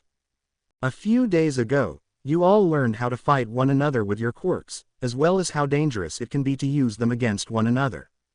But in this class, you will learn how to utilize your quirks in order to save the lives of the civilians you will be protecting. I can certainly hope you all are prepared for this class today, since it will take up all your lessons for the day. 13 said, as everyone looked at one another except for Izuku as he placed himself within the confines of Class 1A's students. Entering the U.S.J. was like something you could ever see. Izuku could see the many different biomes within the place where they will find their issues in the world. Izuku was more specifically attuned to the area where there was a multitude of rocks as well as mud, as he smiled to himself. As soon as the class were getting prepared for their lesson, the lights in the building started to flicker around as they all looked at the main plaza, as a massive purple vortex had appeared as the teachers had moved to the front of the classes. What is that? A red-haired boy called out, as Izuku looked down as well. He felt the multiple massive energies of the force that were deep into the dark side of it, and he shivered slightly as he glared at the villains. Whoever those are, they are real villains. Their energies are reading as if they're in the dark side of the force. Izuku said, as Katsuki looked over at Izuku. Well, if they're villains, then we can show them how much training that we've done. Katsuki said, as he grinned madly as he glared at the villains. Stay back, those are real villains. Vlad will come with me. 13 Keep the children safe and evacuate them all the way towards the buses.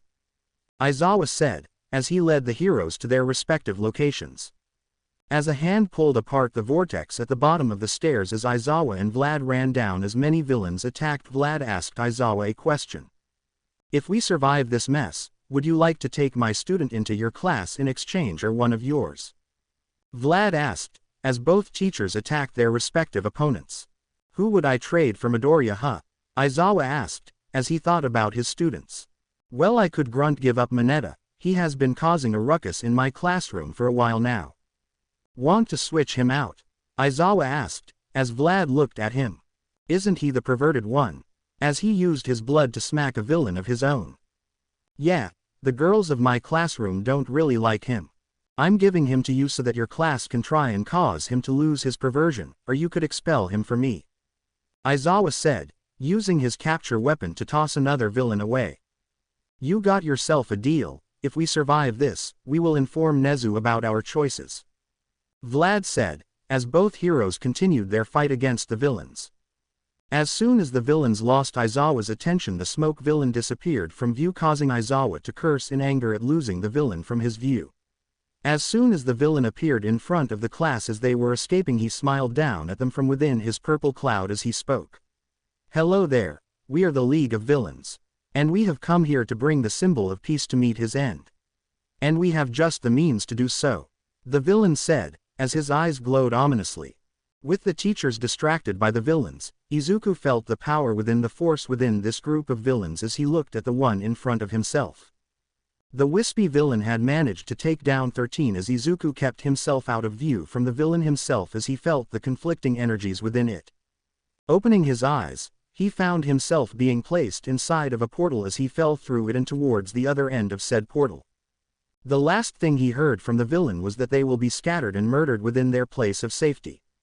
When Izuku fell from the portal, he never thought that he would reappear in front of two young women in the landslide zone as he looked at his opponents standing across from them. "Momo, what is the situation?" Izuku asked, entering his commander mentality whenever he was in the Clone Wars. "There is about 50 villains surrounding us, we need backup now," Momo called out, as Izuku moved forward. "I apologize in advance, but you need to move back, Momo," Izuku said, as both girls knew what was about to happen as Izuku stepped in front of them. They watched with a bated breath as he pulled out his lightsaber as he stared at his opponents. There were multiple opponents who had mutation quirks, emitter quirks, as well as transformation quirks. "What do you think you can do against all of us? You are only one person," one of the villains called out as Izuku looked at the numbers of villains surrounding himself. 1 versus about 59 villains. "I like those odds," Izuku said, as he ignited his lightsaber as he launched towards them with a twirling spin as he cut down some of the villains. He only went for dismemberment of the hands as well as arms, and only went for a leg if the villains came too close.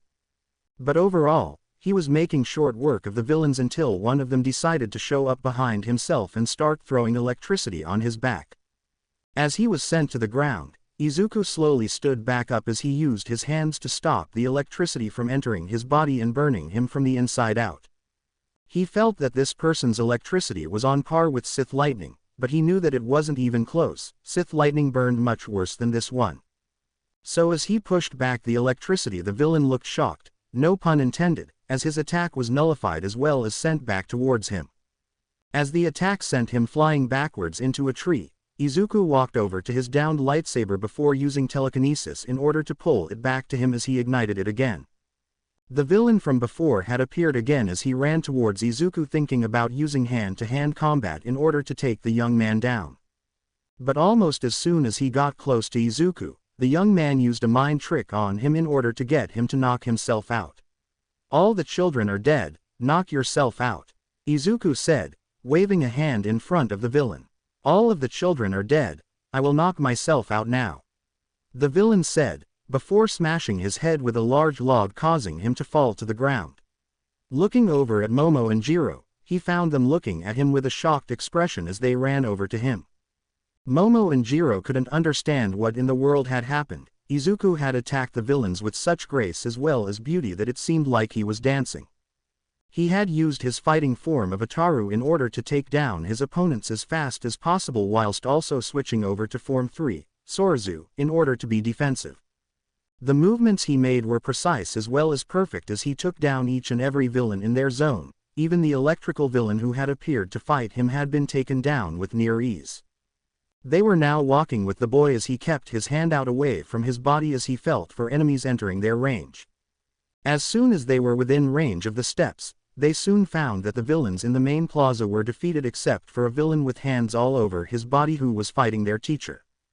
"Momo, Jiro, you both need to get to the top of the steps in order to be sure that our classmates are safe. I will stay with Aizawa-sensei in order to prevent him from dying. He may be an ass sometimes, but we still need him to teach us," Izuku said, as he ignited his lightsaber, twirling it around a couple times before taking off towards the fight. As both girls nodded to one another, they found Tsuyu as well as Mineta in the water nearby and pulled them away from the area and up the stairs in order to get them all to safety. With Izuku and Aizawa, the two were fighting the hand villain together, although one was reluctant to allow Izuku into the fight because it was too dangerous for him. "For the last time, Midoriya, I don't need you here. You could get killed," Aizawa said, dodging a strike from their foe. "Master, for the last time, you don't have enough stamina to keep going. You will die if you keep doing this to yourself," Izuku said, unaware of the fact he called Aizawa his master. Aizawa was a bit perturbed by the slip-up from Midoriya since the boy had yet to mention anything about his Jedi roots, but he was surprised when the boy called him master. But this surprise allowed their foe to land a hand on his elbow, causing it to disintegrate all the way down to the muscle before Izuku nearly sliced off the man's hand. He did clip the young villain in the shoulder with another swipe as they attempted to flee from the blade. "That blade is dangerous. Are you sure you don't wish to become a villain?" The villain, Tamura Shigaraki, his mind told him, asked condescendingly. "I am Midoriya Izuku, Jedi Knight of the Fallen Jedi Order. And I will always and forever be a peacekeeper," Izuku yelled out, as he kept his determination on his opponent and attacked relentlessly with Form 7 of the lightsaber combat lessons, Juyo, he learned under Yoda. It allowed him to channel all of the power of the dark side of the Force he could use in order to attack relentlessly without flaws to take their defense down little by little. As soon as Izuku was about to strike Tamura down, the young villain had called out for help as a massive being stood in front of Izuku's slicing weapon. As soon as Izuku made a downward swipe of his blade, he found that he didn't cut down the villain he was against, but it was a villain who was utterly massive. Looking up at the creature, he found it was sliding off of its own body as it fell at an angle before landing on the ground. Looking at the creature, Izuku watched as it tried its best to keep itself standing, as well as from what he could see of small cells from the creature's blood coagulating out of itself trying to regenerate. "Foolish hero. My Nomu can heal Rom any attack that you can dish out.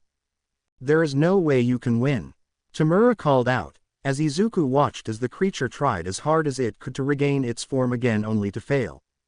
Izuku sighed in sadness as he felt like the person who used to be what this Nomu was begged for some release of its horrible life. Placing his lightsaber right where the brain of the creature was, he ignited the blade as he gave a somber look at the creature's eyes as it stared at him back. As soon as the eyes became glazed over the villain, Tamura Shigaraki looked on in horror as his creature was defeated without much fanfare. "How did you kill my Nomu? It was supposed to be as powerful as All Might. It could have killed All Might on its own," the young villain cried out, throwing a tantrum. Are you seriously throwing a tantrum about the loss of someone on your side? If he was seriously capable of killing All Might, then I am seriously glad that I just managed to counter some of its capabilities with my lightsaber," Izuku said, as he pointed the blade at his opponent. Pulling the blade back, he ignited it once more as he moved towards the villain as the mist villain appeared again. "I apologize for my long-awaited arrival, Master Shigaraki. But it seems like one of the children escaped with their lives," the villain said, as he looked at the defeated Nomu on the ground. "Damn it, it's all over. Let's go, we need to think about a new plan," Shigaraki Tamura said, as the mist villain started up a portal. Unaware of the fact that Izuku was coming up behind them both, Izuku swung his blade sideways in order to try and take both of them down without a second thought, when he found that they had managed to escape into the portal, but they didn't escape unscathed. Izuku watched as one of the villain's hands had fallen to the ground just before the portal closed as he stood upright. Taking a knee from all the things that were happening, Aizawa moved over to the young man in order to check for injuries. "Are you all right, problem child?" Aizawa asked, as Izuku nodded as he tried to stand up before passing out on the spot. "How long were you awake, problem child?" Aizawa asked, as he placed the young man on his back. Kirishima and Bakugo had managed to clear their area of villains as they had been all alone in their zone with villains.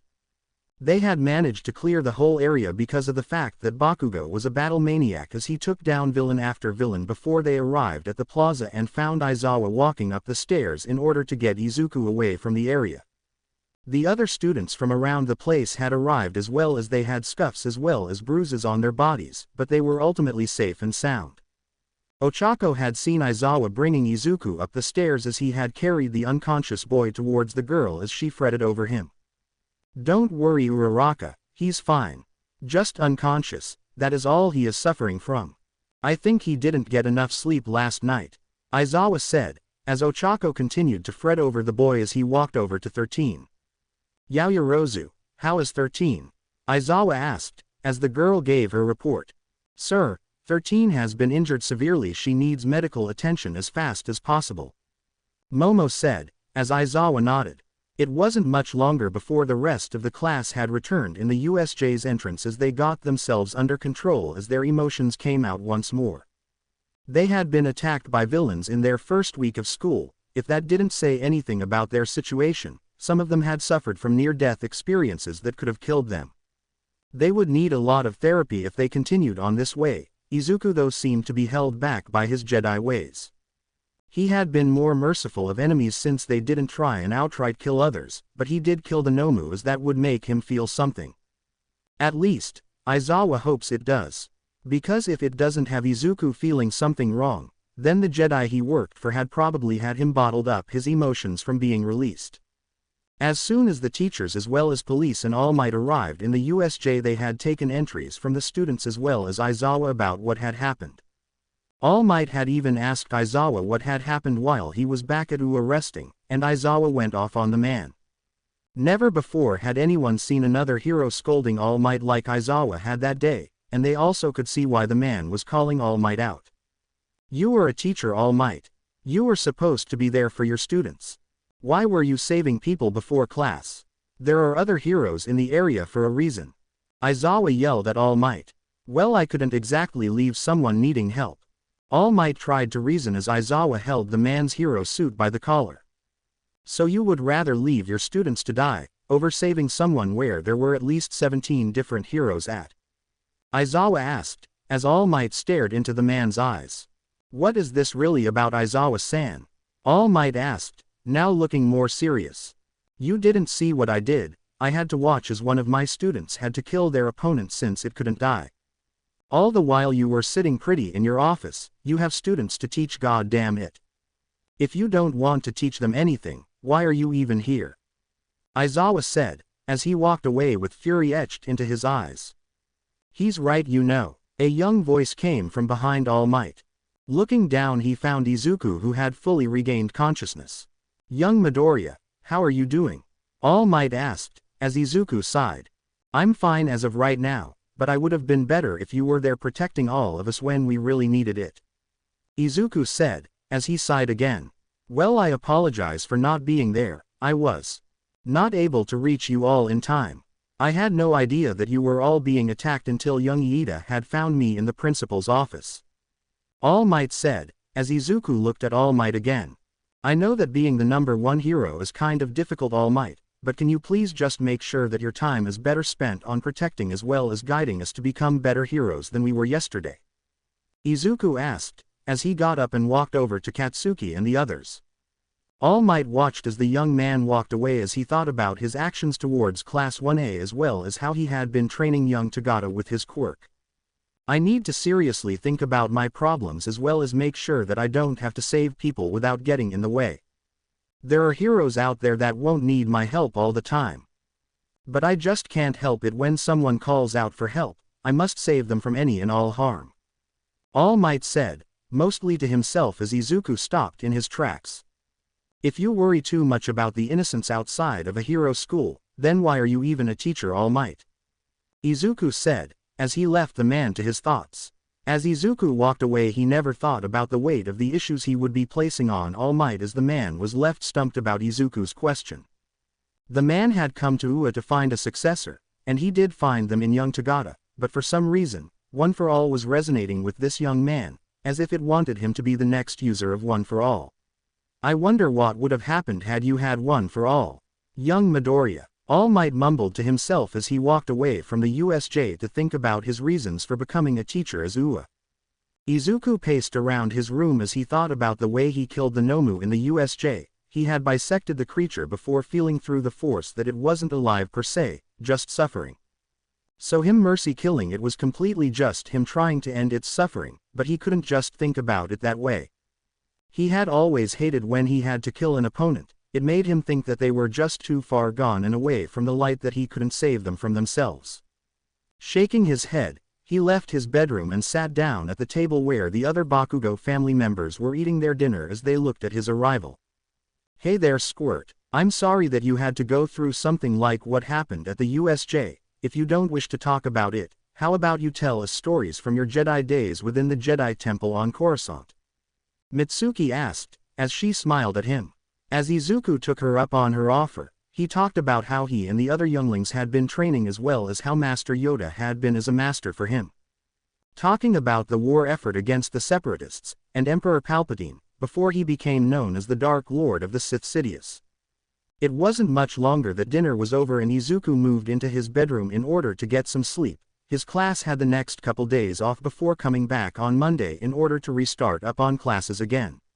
Once he was in the middle of sleep, he found himself conversing with a weird blue ghost of his master in his dream world as they sat down in a seat within the Jedi Temple.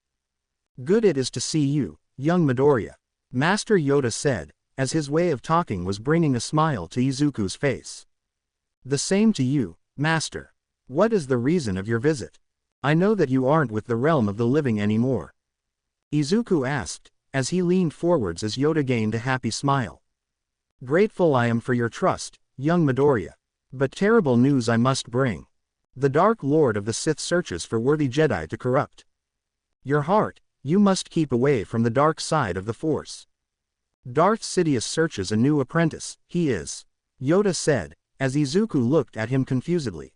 "Didn't Darth Vader kill him? Or was it his son?" Izuku asked, as Yoda gained a pained smile.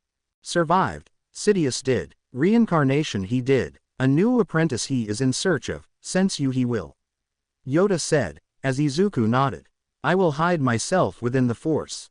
Thank you for the warning, Master. Was there anything else you wished to teach me?" Izuku asked, as Yoda smiled once again. "Training, for another time. Wake up, you must," Yoda said, as Izuku's dream world collapsed as he heard terrible laughing in the background. Waking up from his dream slowly, Izuku looked around his room only to find it dark as can be. Turning on the light of his room, he found an old man looking at him weirdly. Pulling his lightsaber out and pointing it at the man, Izuku got into a defensive stance. He knew who this old man was. It was Sidious, and it seemed like he was trying to gain control of him somehow. "What are you doing here, Sidious?" Izuku growled out, as he swung his blade at the severely confused Sith. "I have come here in search of a new apprentice, and you have just the power needed to become it," Sidious said, as he stared at Izuku with an unfocused gaze. "You're not here physically, and I will not become your apprentice. I already saw what happens when someone becomes your apprentice with Jedi Knight Skywalker. You turned him against his friends and family. I will not do the same thing, nor will I fall for the same things that you place in my mind," Izuku said, as the Sith angrily glared at him. "If you do not become my apprentice, you will not be capable of saving the ones you love, nor those you will soon come to love," Sidious said, as Izuku glared harder at him. "I have not fallen for anyone yet, yes. But I do not need your help in keeping them safe. They can take care of themselves just fine on their own. I do not need to be there 24/7, Izuku said, using his power within the Force to send the projection of Sidious away from his room as it gained light from the rising sun outside his room window. Once the oppressive power of the dark side had slowly ebbed away from his room, Izuku stumbled out of it as he moved to the bathroom. Placing his face above the toilet in the bathroom, he threw up everything he had for dinner the previous night. But as soon as he looked into the toilet, he found that there was blood in the toilet instead. Shaking his head, he noticed that it wasn't blood like he thought it was. "Damn it, he's trying to make me see things," Izuku thought to himself before flushing the toilet. If he was going to be having these visits from the Dark Lord of the Sith, then so be it. He will not fall to the dark side of the Force. He will make his master proud and keep himself on the light side, and only dabble in the dark side once he gains enough strength in order to keep himself from falling all the way.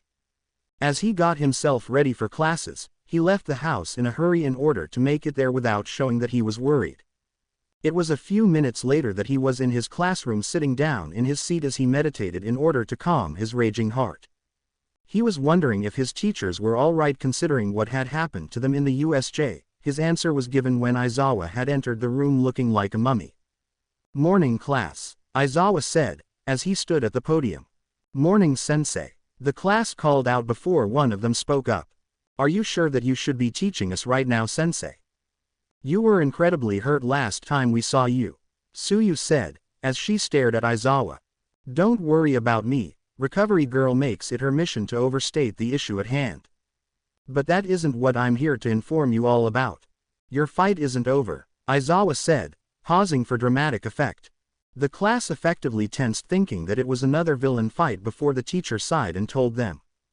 "The UA Sports Festival is coming up within 2 weeks, and you all need to train yourselves in order to present yourself to the heroes who will be watching," Aizawa said, as everyone except for Izuku, Bakugo and Todoroki fell out of their seats anime style. Raising his hand, Izuku looked at his teacher with concern as well as worry as the man stiffly moved his head to look over at him. "What is it, Midoriya?" Aizawa asked, as Izuku hesitated for a moment before asking. "See, could you please not lie to us anymore? It gets really concerning that you lie to us, it also makes it to where we won't be as trusting of you," Izuku said, as Aizawa's face was in some kind of shock. Of course, nobody could see it, and he looked at the other students to get their opinions as they all nodded their heads. Iida was vehemently nodding his head. "Well, I will try and be more blunt with my information giving then. Not used to raising kids in a class," Aizawa said, before moving to lay down on the ground. Once he was sleeping on the ground, the class had devolved into some talking about what the sports festival would entail, but that was when their English teacher present Mike came in with a smile and laugh. "All right, who's ready for some English?" he called out, as most of the class collectively groaned whilst Izuku and some others were excited. Once the rest of the classes for the day were completed, Izuku was leaving his classroom with Uraraka and Iida as they were at the door when they saw that the hallway was blocked by students. "Could you all please move out of the way, we need to get to the lunchroom in order to eat," Iida called out, as Bakugo moved forwards. "Why are you all here? You're blocking our way," Mineta called out. "Can't you all see why they're here? They're here to check out the competition," Bakugo called out. "Wow, if this is what the hero course is building up, then I don't think I would like to be a hero with you," a purple-haired boy said, as he looked at the group with a deadpan expression. He looked more tired than anything, and Izuku moved forwards as he looked at the boy more closely. "Can we help you?" Izuku asked but didn't know the boy's name. "The name is Shinso Hitoshi, and I came here for a declaration of war. We all came to see the class that survived a villain attack. Did you know that those of us who didn't pass the entrance exams to get into the hero course could replace one of you?" Shinso asked, as Izuku gained a more pensive look. "I know about this, yes. I certainly hope you do get into the hero course," Izuku said, as the boy looked at him. "At least some of you are nice to others, maybe the hero course isn't all it's been made out to be," the boy said, before leaving. That was when another student came up as Izuku watched his emotional display. "We heard that you Class 1A bastards got attacked by villains and survived. I just came here to make sure that you aren't throwing it around like you are better than us," the boy said, as Izuku looked more carefully at him. "If we were boasting about our skills, then we aren't heroes. Heroes save people and protect them from any and all harm, and I am certainly not going about the place telling others about my skills and that I'm better than most," Izuku said, as another boy moved up. "Don't lie to us, you can tell us the truth," the blonde boy said, as Bakugo moved in. "Hey, if you are going to say anything about those of us who would gladly gloat about our attack, I'm the one you should be saying that to. Deku here isn't someone who would gloat about a win, he would rather be a pacifist if you ask me," Bakugo said, as he looked at the smug blonde looking at him angrily. "And from what it seems like, you are trying to make it seem like we were glad to be attacked by these grade D villains who attacked us," Bakugo said, as he grabbed the student's uniform. "That's exactly what I'm saying. You Class 1A bastards think you're better than us at 1B, and we will show you that in the sports festival," the smug blonde said, as Izuku sighed. "Break a leg or two, I don't care. I'm not participating in this festival in order to gloat about how I survived a near-death experience because that would be completely rude to my classmates. We all nearly died there, and I for one would like to have a break from training for a bit," Izuku said, as he walked down the hall. Everyone watched as he went as Bakugo growled under his breath, but those who were a part of Class 1B had heard what he said. Damn, Deku needs to drop his pacifist ideals. It's what got his master and a few others killed. Before the young man left, looking at one another, they then looked at some of the other Class 1A students as they gave their reasons for why they think Bakugo said that. Needless to say, they were not impressed with how Izuku has an ideal of saving people but would rather not fight an opponent in order to save someone from death. The coming days before the festival was filled with Class 1A training together, besides Izuku, as the young man was increasing his capabilities within the Force. He wanted to make sure that he mastered his powers over the Force and keep himself from having any kind of failures within the sports festival. If he was to gain a new master within it, he would like to have someone who knew how to fight with a blade or used Force-similar abilities. Izuku was meditating in the middle of a training session between students as Aizawa walked over to the young man. "Is there a reason why you are meditating, Midoriya?" Aizawa asked, looking downright angry. "It's how I master the Force, sir. I already know how to fight, it's already placed within my muscle memory," Izuku said, as he looked at his teacher, eyes glazed over. "What are you meditating on then?" he asked, as Izuku took a moment to answer as he gained a sad expression. "I'm trying to learn a technique where I can hide my presence within the Force. My master had that ability when he walked around the Jedi Temple, and he even told me stories about how he scared other masters with his presence suddenly appearing next to them. It was nice to hear the pranks he did on his friends as well as allies at the Jedi Council from time to time. I was hoping that I could master this ability in due time, but it's harder than I thought," Izuku said, as he opened his eyes truly and found that everyone in his class was looking at him. "What's wrong?" Izuku asked, as Aizawa used his capture scarf on the boy before dragging him down the road. The boy was so confused that he just allowed the event to happen as the other classmates looked at him in both worry as well as concern. "Where are you taking me, sensei?" Izuku asked, as the man had the gall to smile mischievously at him before placing him in a seat within a very, very out-of-place room.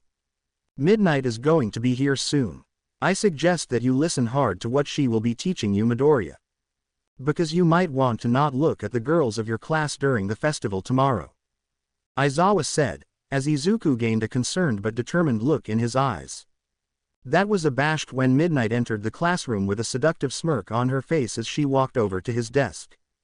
Sitting down on it, she watched as Izuku's hormonal mind looked at where she sat for a moment before bringing them back up to her eyes as she smiled down at him.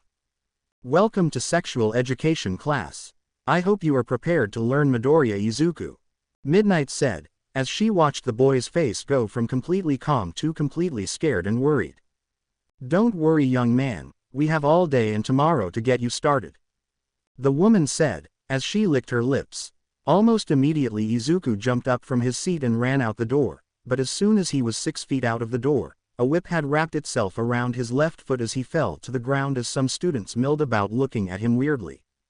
"Are you okay?" one of them asked, as Izuku's hands squeaked across the floor as he screamed. "Run for your lives. Midnight is teaching sex education," Izuku screamed as the students who were milling about ran off in different directions. Izuku was inside the waiting room with his classmates as they prepared mentally for the sports festival to begin. He had been thinking about what the sexual education class he had with Midnight Sensei, and every time he looked at a girl classmate, he would blush at them before shaking his head and looking away. He had been holding true to his entire Jedi ways for far too long, and it's only now that he is seeing the girls for who they are as women, and not only as character. He had always been taught to never look at a woman for what she may be, and look at them for who they are, at least that was how Master Yoda explained to him. He was to keep any and all relationships away from his heart since they could be taken advantage of by the Sith as well as those who opposed him. He was so into his own thoughts he never heard Todoroki come up behind him and talk to him, pulling him out of his stupor. "Midoriya, from what I can believe, we are the strongest students within the first-year hero course. In terms of raw power as well as technique, we are the strongest in the class of 1A. Todoroki said, as Izuku looked at him. As much as I would love to agree with you there, Todoroki-kun, you really shouldn't state that our classmates are not in the same playing field as we are. I already know of your weakness, but you haven't seen what mine is. Everyone knows what your weakness is, Todoroki-kun, and it's high time that you stop holding back on us. And it will be your hubris that will get you killed in the future if you keep going on like you have been, not taking everyone in our class seriously. It's what happened to my master after all, Izuku said, as he got up from his seat and walked over to the door. As Todoroki was staring at Izuku's disappearing form as their class was called out into the field, Izuku kept his eyes trained forwards as he watched the entire stadium erupt out in cheers. As President Mike called out all the other students from their respective courses within the school, they all came out with smiles or scowls on their faces.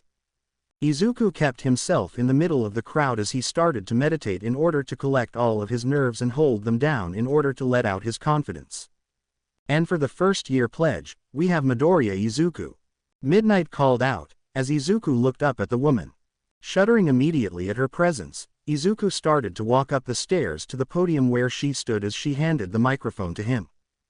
Go get them, Tiger, you passed your classes by the way. Midnight said, with a wink.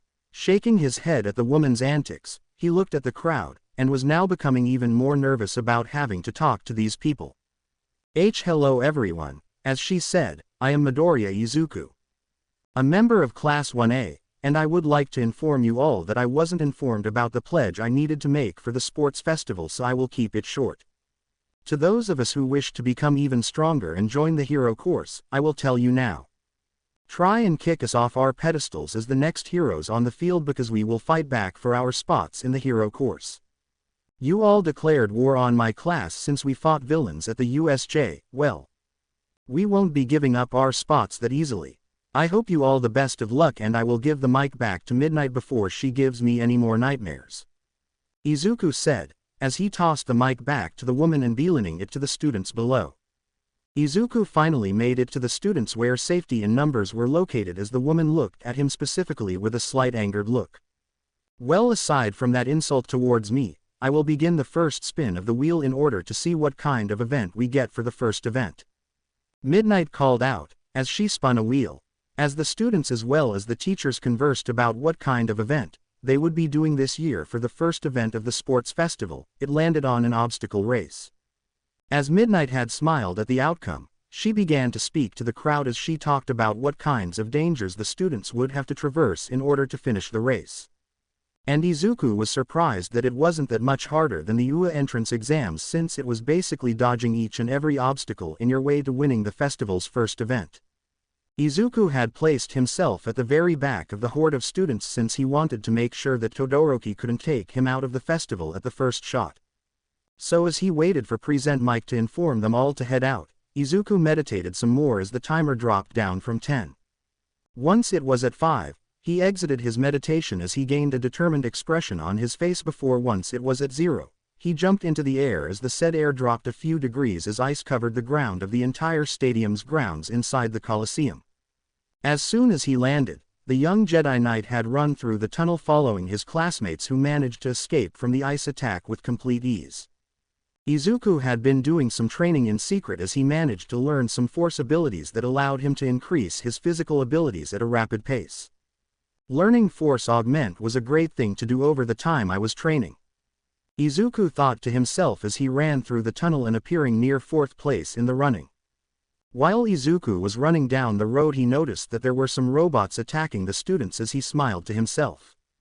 It was literally like the U.S.J entrance exams since the robots were 0 3-pointers who were attacking the students. Todoroki had managed to ice a few of the 0-pointers in positions that made them extremely dangerous for those who ran underneath them.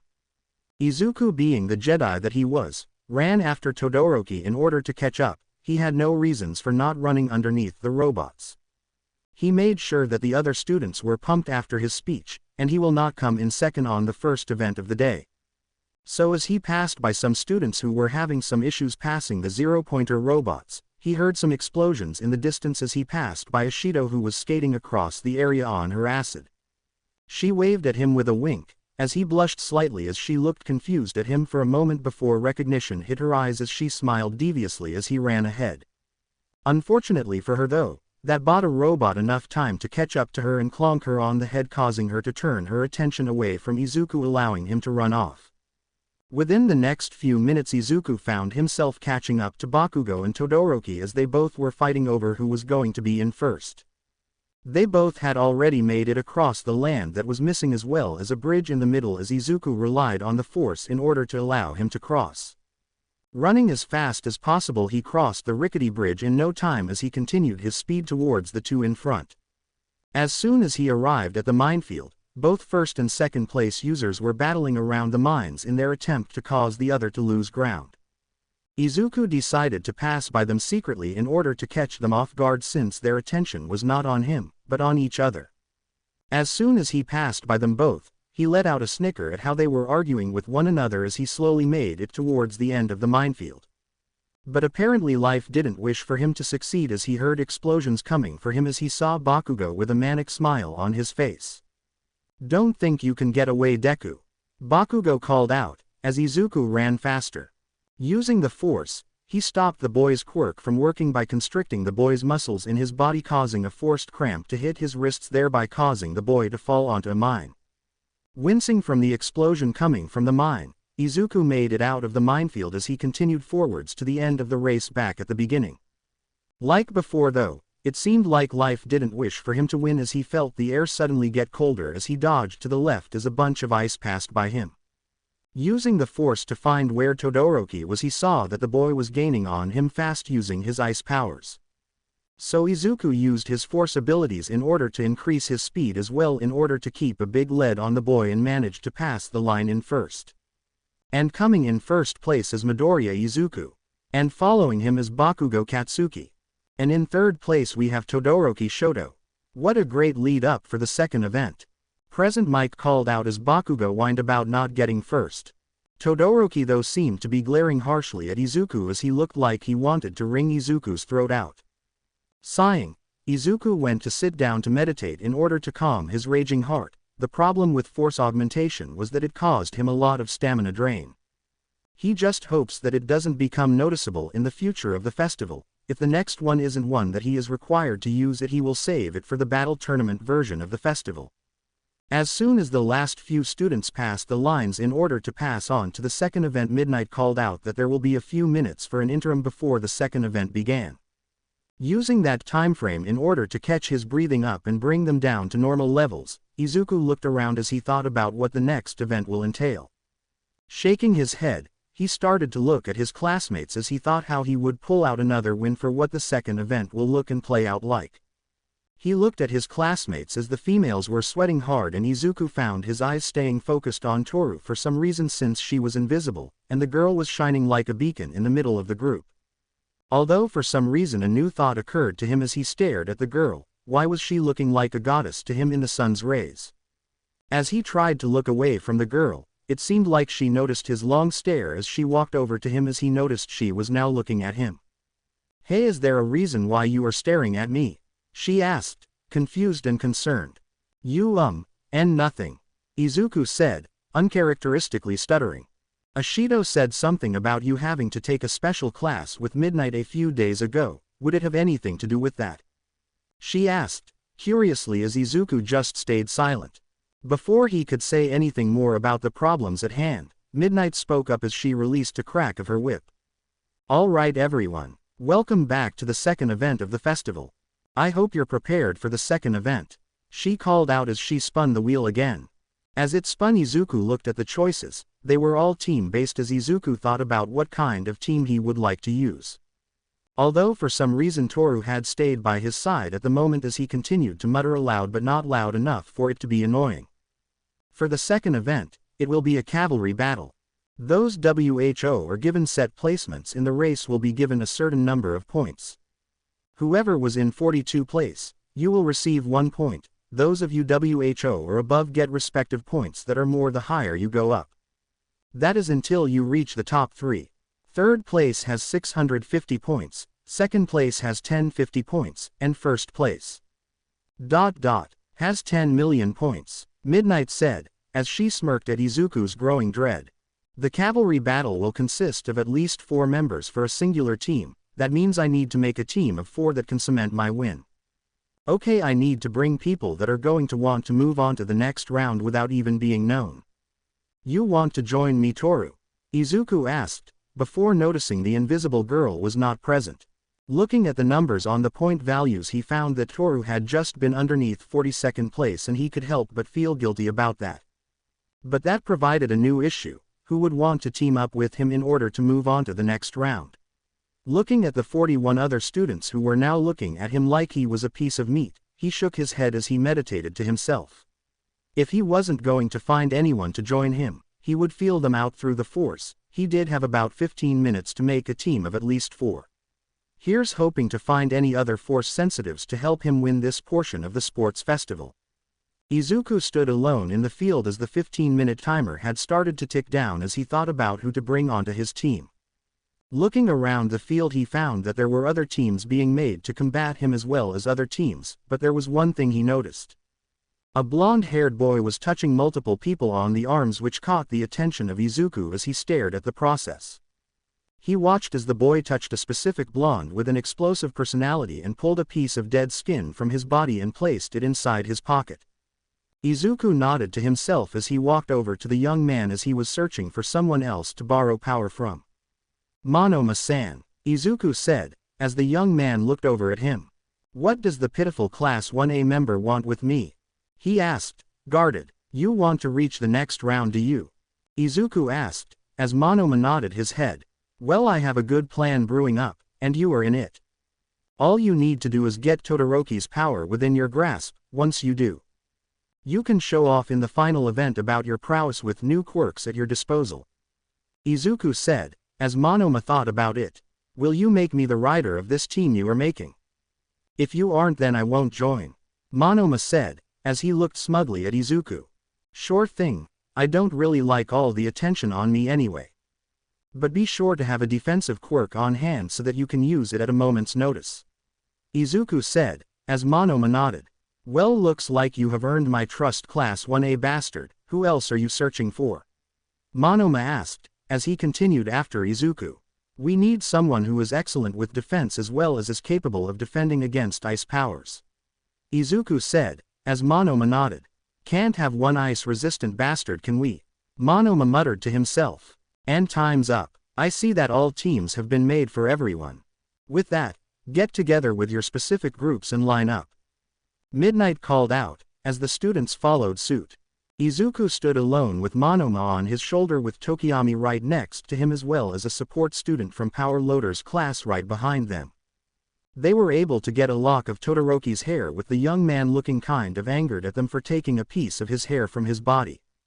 Izuku stood at the front of the horse with a smile on his face as he smirked towards their enemies. Izuku's team with Monoma as the leader had shown them all with 10,002,345 points total as Izuku looked at Monoma. Alright Monoma, you remember the plan, right? Izuku asked, as Monoma nodded. As soon as the round begins, start it off with at least 4 feet of ice covering us. That way we can stay hidden for a major portion of the event and have everyone go after one another without having to worry about ourselves. Izuku said, as Tokiyami as well as Hatsume from the support course nodded. With that all settled, let us begin the second event, the cavalry battle. Midnight called out as she swiped her whip around as 2 massive glaciers had broken out within the arena. One heading for Midoriya's team as well as one being placed around themselves. Todoroki was completely confused as to how Midoriya's team wasn't taken out with his attack on them when he noticed the massive dome of ice covering the middle of the arena. Shaking his head, he moved to take on some other students since he wouldn't use his father's side of the quirk. As Monoma as well as the rest of the team had heard the telltale sounds of explosions as well as battle outside of the area, Izuku drilled a hole with his lightsaber so that a small camera could enter the small dome so that everyone could see what his team was up to. Once his team was made known to not be eliminated from the attack of Todoroki, everyone would start to boo at them for not joining the fighting. As much as I would like to fight out there, as a Jedi I need to be a keeper of the peace. I do not fight unless I am forced to. Izuku muttered before he felt a hand touch his hair. HMPH. Typical, a Jedi from space wouldn't have a quirk of their own. How had you lasted this long on our planet? Monoma asked, as Tokiyami looked over curious as well. Well, it's like this, I didn't. This is all a dream for me. Either I am living within the Force and not alive, or this is real, and I don't think it is. Izuku said, as Monoma scoffed out a laugh. Once 14 minutes had passed, Monoma had lowered the ice shield for them as he smiled at the sunshine he got as they all heard explosions coming for them. Looking to his right, Izuku found Katsuki blasting over to them with a manic smile on his face, shouting towards them. That 10 million points is mine. Katsuki screamed before being slapped with a vine, courtesy of Monoma. Get back to your own team, we only have 30 seconds. Know your place, Class 1A scum. Monoma scoffed. Monoma, what did I say about your language? Izuku scolded as Monoma looked at him with a pointed look. Well, it's not my fault that you don't really want to fight in this event. If you aren't fighting, then I have to at least act all haughty with some other students. Monoma chastised Izuku. Rolling his eyes, Izuku took notice of Todoroki's team making their way over to them as Izuku told Monoma to use Hatsume's jetpack in order to fly into the air. Once he was gone, his team scattered and took on Todoroki's team as Iida had used his super move Recipro Burst in order to try and get to Monoma before he got too far into the sky. Izuku then used the force to pull down Iida as he was just about to reach Monoma's ankle, and caused the entire team of Todoroki to fall towards the earth just as the buzzer was called by midnight. Once that happened, the team had landed on the ground with Todoroki on top of them all, with his face being smushed into Yaoyorozu's breasts for some reason. The girl was blushing as Todoroki looked at her from where he was at before standing up and helping her stand up from her spot. Wiping the dust and debris off of her, Todoroki pulled her closer and told her something that made her slightly blush more before smacking his head into the ground with a huff. What was that about? Izuku asked Tokiyami as the emo boy looked confused just as him, if not more. Once everyone was gathered for the final part of the festival, Izuku was seen eating some katsudon as he thought about who would be fighting who in the tournament part of the festival. He never noticed how some people sat down next to him at his table until he felt someone touching his back. Looking back to see who it was, he found it was Momo, Ochako and Toru, who were looking at him with smiles on their faces. Hey girls, how are you all doing today? Izuku asked before noticing the cheerleader outfits on them. What is going on with the getup? Izuku asked before the girls could even answer the first question. We're fine, Midoriya-san, we just were disappointed when you didn't choose us for the cavalry battle event. Momo said, as Izuku gained a guilty expression. Oh, Mineta told us about how Aizawa-sensei said that there was a cheerleader event where we had to wear these clothes for the final event. Toru said, as Izuku looked at them blandly.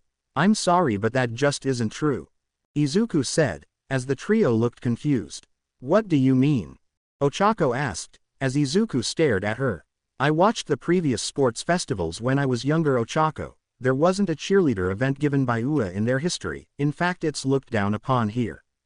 Izuku said, as the trio of girls looked even more guilty before getting ready to leave when Toru looked at Izuku with a funny expression on her body. Well, do you like how they look on us? The girl asked, twirling around. Unknown to the girl, Izuku had spat out his food, causing both Momo and Ochako to move closer to him, noticing a red hue on his cheeks as he struggled to regain his motor functions. Please just put something else on, you three looks better without them on. I don't want them in my dreams. Izuku muttered the last part, but it was heard by Ochako and Momo due to their close proximity. They now knew what could get him aroused in the slightest if they want to earn his affection. And once they all left in order to inform Aizawa about what Mineta told them, Izuku was approached by someone else. Midoriya, a word please. Todoroki said, as Izuku followed after putting his food away. Following the boy into one of the exits to the stadium, Izuku found that Todoroki was standing near a wall as he folded his arms over his chest. I almost used my fire side because of your strategies. Jedi or not, you almost made me break my vow to myself. Todoroki said, as Izuku looked at him hard. Todoroki, this quirk you have, it's yours. Not Endeavor's. You need to discern which is your quirk and which is Endeavor's. Izuku said, as he went to leave the boy. I haven't finished talking to you, Midoriya. Todoroki said, as Izuku looked back. That's right, but if you don't use your full power, you are just looking down on your classmates. And it really hurts that you won't take us seriously, because we are going to become friends as well as allies in the future. I won't work with someone who will only use half of his gifted power. It's just wrong to not use a power that was gifted to you," Izuku said, as he left Todoroki all alone with his thoughts. "Will Midoriya Izuku and Shinso Hitoshi enter the arena please?" A voice called out, and as Izuku made his way over to the arena he found Ojiro looking at him with a stern look. "I need to warn you about Shinso," the boy said, as they walked over to his waiting room. "So that boy with the purple hair, Shinso, I think Present Mike said his name was correct?" Ojiro asked, as Izuku nodded. "Whatever you do, do not answer to any of his phrases. He will take over your mind and force you to his whims and you won't be able to escape it until you are damaged slightly," Ojiro said, as Izuku nodded. As a Jedi he knew about mind tricks as Izuku knew just what to do as he made his way over to the arena where his opponent waited for him. As soon as he stood in the arena the boy in front of him spoke to him. "Well, so you're finally here. To think that one of the hero course is going to beat down on a measly little civilian. I wonder how that will look to the eyes of the public," the boy said, as Izuku merely tilted his head. "This match is ready to begin," Midnight called out, as Izuku started to walk towards the young man. "You must be blessed to have made it into the hero course with your telekinetic powers, huh? People like you are the ones who I hate the most," the boy said, as Izuku continued to walk slowly towards the young man who got even more desperate. "I guess your girls are getting it on with whoever they want if they were dressing like sluts, huh?" the boy said, as Midnight glared at him. She knew that it was meant to try and get the boy in front of him to answer his question. Izuku merely smirked at him. "I know what you're trying to do, and it won't work on me," Izuku said, as he willingly made the force make his eye color go from normal emerald green to a dazed look instead. Once the boy in front of him noticed the dazed look in front of him, Izuku was only using this to see what the boy would do. "Now that you are under my control, leave the arena. I have to win this tournament," the boy said, as Izuku just continued to walk towards him. The boy was now getting anxious as Izuku was now entering range to enter a fist fight. He wanted to see if the boy in front of him had done any kind of physical training in terms of martial arts. As soon as he turned his eye color back to their original bright emerald color, he rushed the boy at close range. "What?" the boy called out, completely stunned by how Izuku seemingly shrugged off his control. Izuku landed a few punches as well as kicks to the young man as he used a force push to send the boy down the arena and land near the line. The boy's eyes were staring at the line as he seemed panicked. "You know, if you really wanted to control someone with your quirk you could at least make some gestures in order to throw them off," Izuku said, as he waved his hand in front of the boy. "You want to leave the arena and apologize to Midoriya Izuku later," Izuku said, as monotone as he could. The boy then repeated the phrase as he left the arena and continued to walk away as Izuku was made the winner of the match. Looking back at his hand, Izuku had allowed his will over the boy to end as the young man had noticed he was back in his class's watching pad. He glared over at Izuku as the young man had looked at him with a pained expression on his face, which caused Shinso to look even closer at the boy's eyes. They were always expressive since before the festival. Whenever he saw them, they were always filled with pain as well as slight fear. But now they were filled with determination as well as sadness, but most of all, the pained expression on the boy's face showed everything Shinso wanted to know. He didn't wish to use that move against him. It was only a mere lesson being given to him for the long run. Izuku would return to the watch pad where his class were remaining as they watched the next fight of Todoroki versus Zero. "Hey, are you okay?" Momo asked, as Izuku looked at her for a moment. Remembering the words of Shinso for a moment, but the mental image of Momo in the cheerleader outfit, Izuku blushed slightly and shook his head. "I'm fine, just remembering what Shinso said about you, Toru and Ochako," Izuku said, as Momo nodded. They all watched as Todoroki had defeated Zero without much problems as the boy was frozen in a massive glacier, but Izuku saw the conflict in Todoroki's eyes as he caused the ice to melt. "That's not good," Izuku thought to himself. Once that match was over, Izuku kept his eye on Todoroki as the young man was his opponent for the next match in the tournament as he kept his eyes calm. He knew that this opponent would do his very best in order to win with only one side of his powers, and he couldn't help but feel slightly angered by it. Here he was without a quirk but the force being his power, and Todoroki has the perfect power to save people and he is squandering his potential all because of something he has no clue about. He will make the boy see reason, even if it gets him to lose his match against Todoroki since he will be saving the boy from himself. As the next match began, Izuku watched as Kirishima and Tetsu had started to get into a slugfest as they prepared themselves for a win for either side. It wasn't a good thing that Monoma of Class 1B was constantly harassing them with his haughty attitude, and it was getting on Izuku's nerves a bit. As the boy continued to talk shit to them, Izuku quietly stood up and walked over to the small barrier that separated their classes. Taking a deep breath, Izuku looked at the boy as Monoma looked at him now as Izuku was making his way over to him. "Oh, what is this? Are you going to do something?" Monoma asked, cockily. "Yeah, I am. 2 things, please keep your voice down. 1, some of us would rather hear what's going on than hear your incessant babbling. And 2, Izuku said, punching the boy in the face, knocking him out. As Class 1B watched in horror as Izuku just assaulted their classmate, they got prepared to attack him. That was until they saw the flickering glow in his eyes. They were constantly flickering between yellow and emerald, green, and it scared them more since they noticed the dark aura flowing around him. "Sorry about that, Midoriya-kun, could you forgive us for this?" Kendo asked, as she grabbed the unconscious boy and pulled him from the barrier. "Please, just keep that young man away from my class unless it's a joint project between classes. Other than that, I forgive you all. I need to cool off this energy I got," Izuku said, as he walked out of the Class 1A stands. He was quickly followed out by Momo, Uraraka and Toru as the trio went to find where he was going. Whilst Izuku was looking for a spot to sit down and cool himself down from the near step into the dark side of the Force, Izuku took in deep breaths. "I'm sure that this was a test from Sidious in order to try and get me to fall from the light. Joke's on him. I already used the dark side of the Force a while back. I have full control of my powers in the dark side, I just need to control my attitude in that state."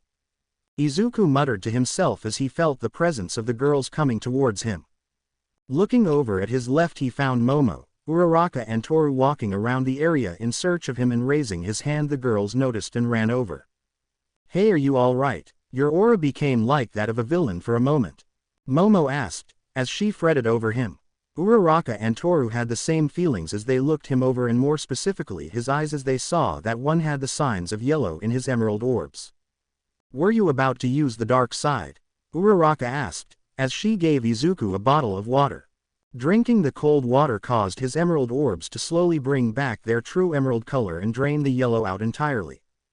"Thank you, Uraraka, and to answer your question, I used a small amount of it. It was just to knock him out though. I didn't wish to hurt him, but he kept talking trash about you all and it isn't heroic to harass people," Izuku said, as the girls nodded.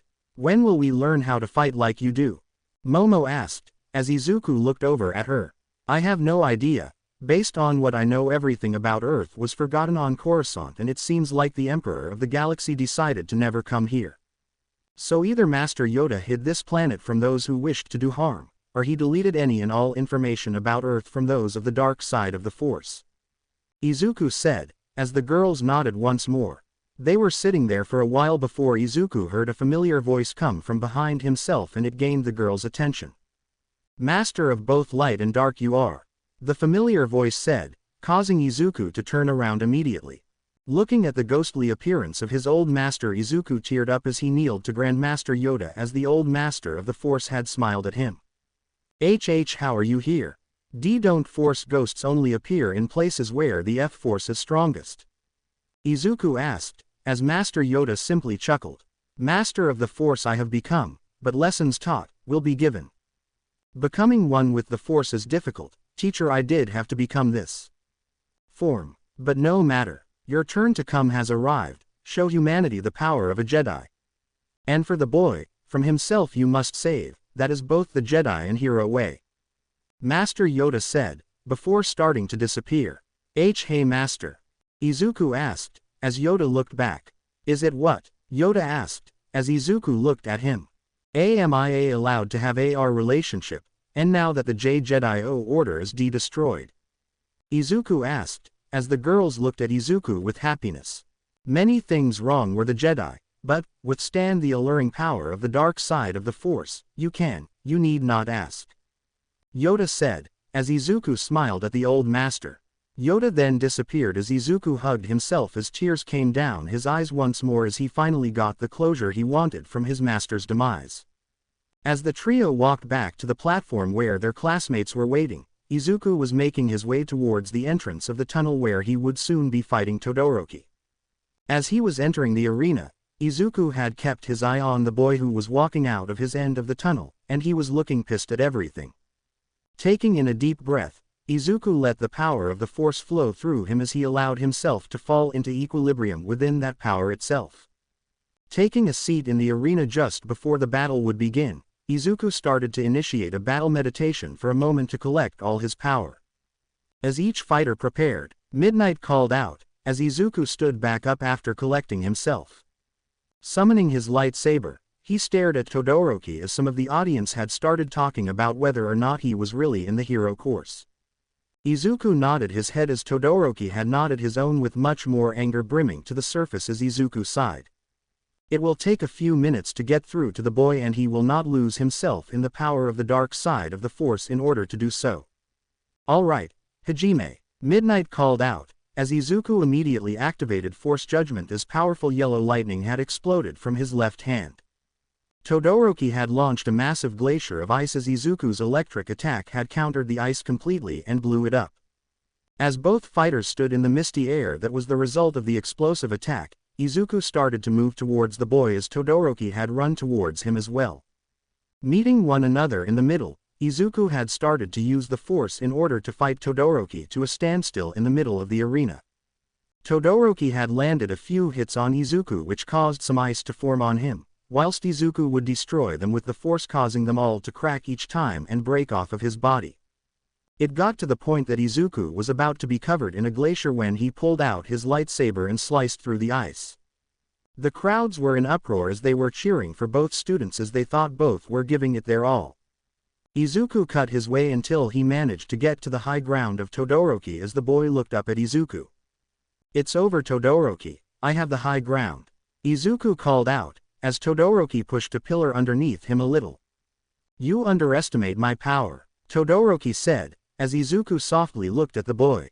You won't be capable of defeating me without your left side Todoroki, you are killing yourself.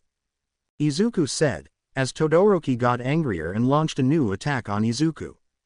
The largest glacier he had ever created up till this point had shown itself as it blasted towards Izuku, as the boy sighed and pulled out his lightsaber once more.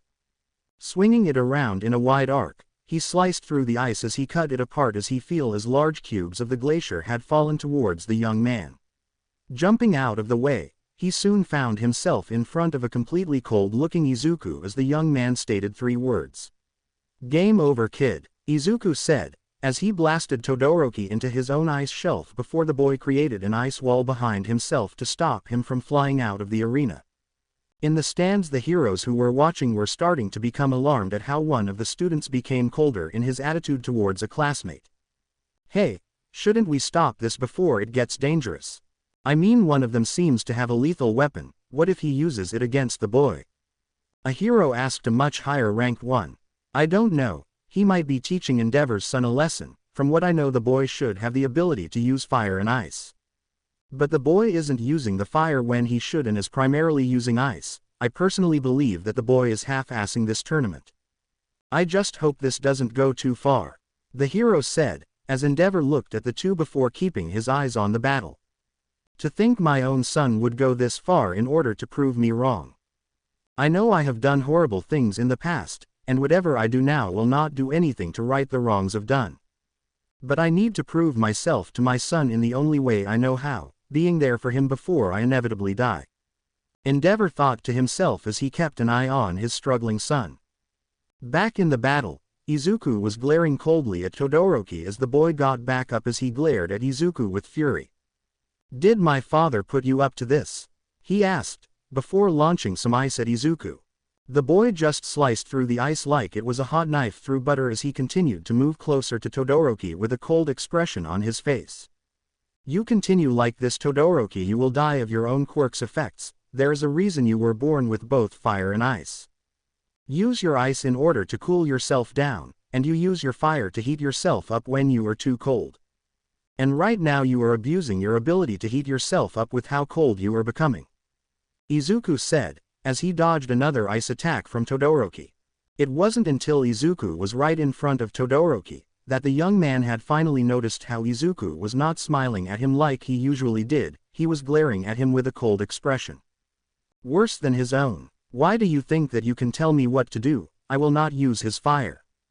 Todoroki growled out as Izuku stared at him. You are aware that it is your own quirk, right? It's your father's flames mixed in with your mother's to create flames of your own mixed in with ice of your own. The perfect quirk, and it is being misused by a brat who cannot get his head out of his own rear end and think about what people would want from him.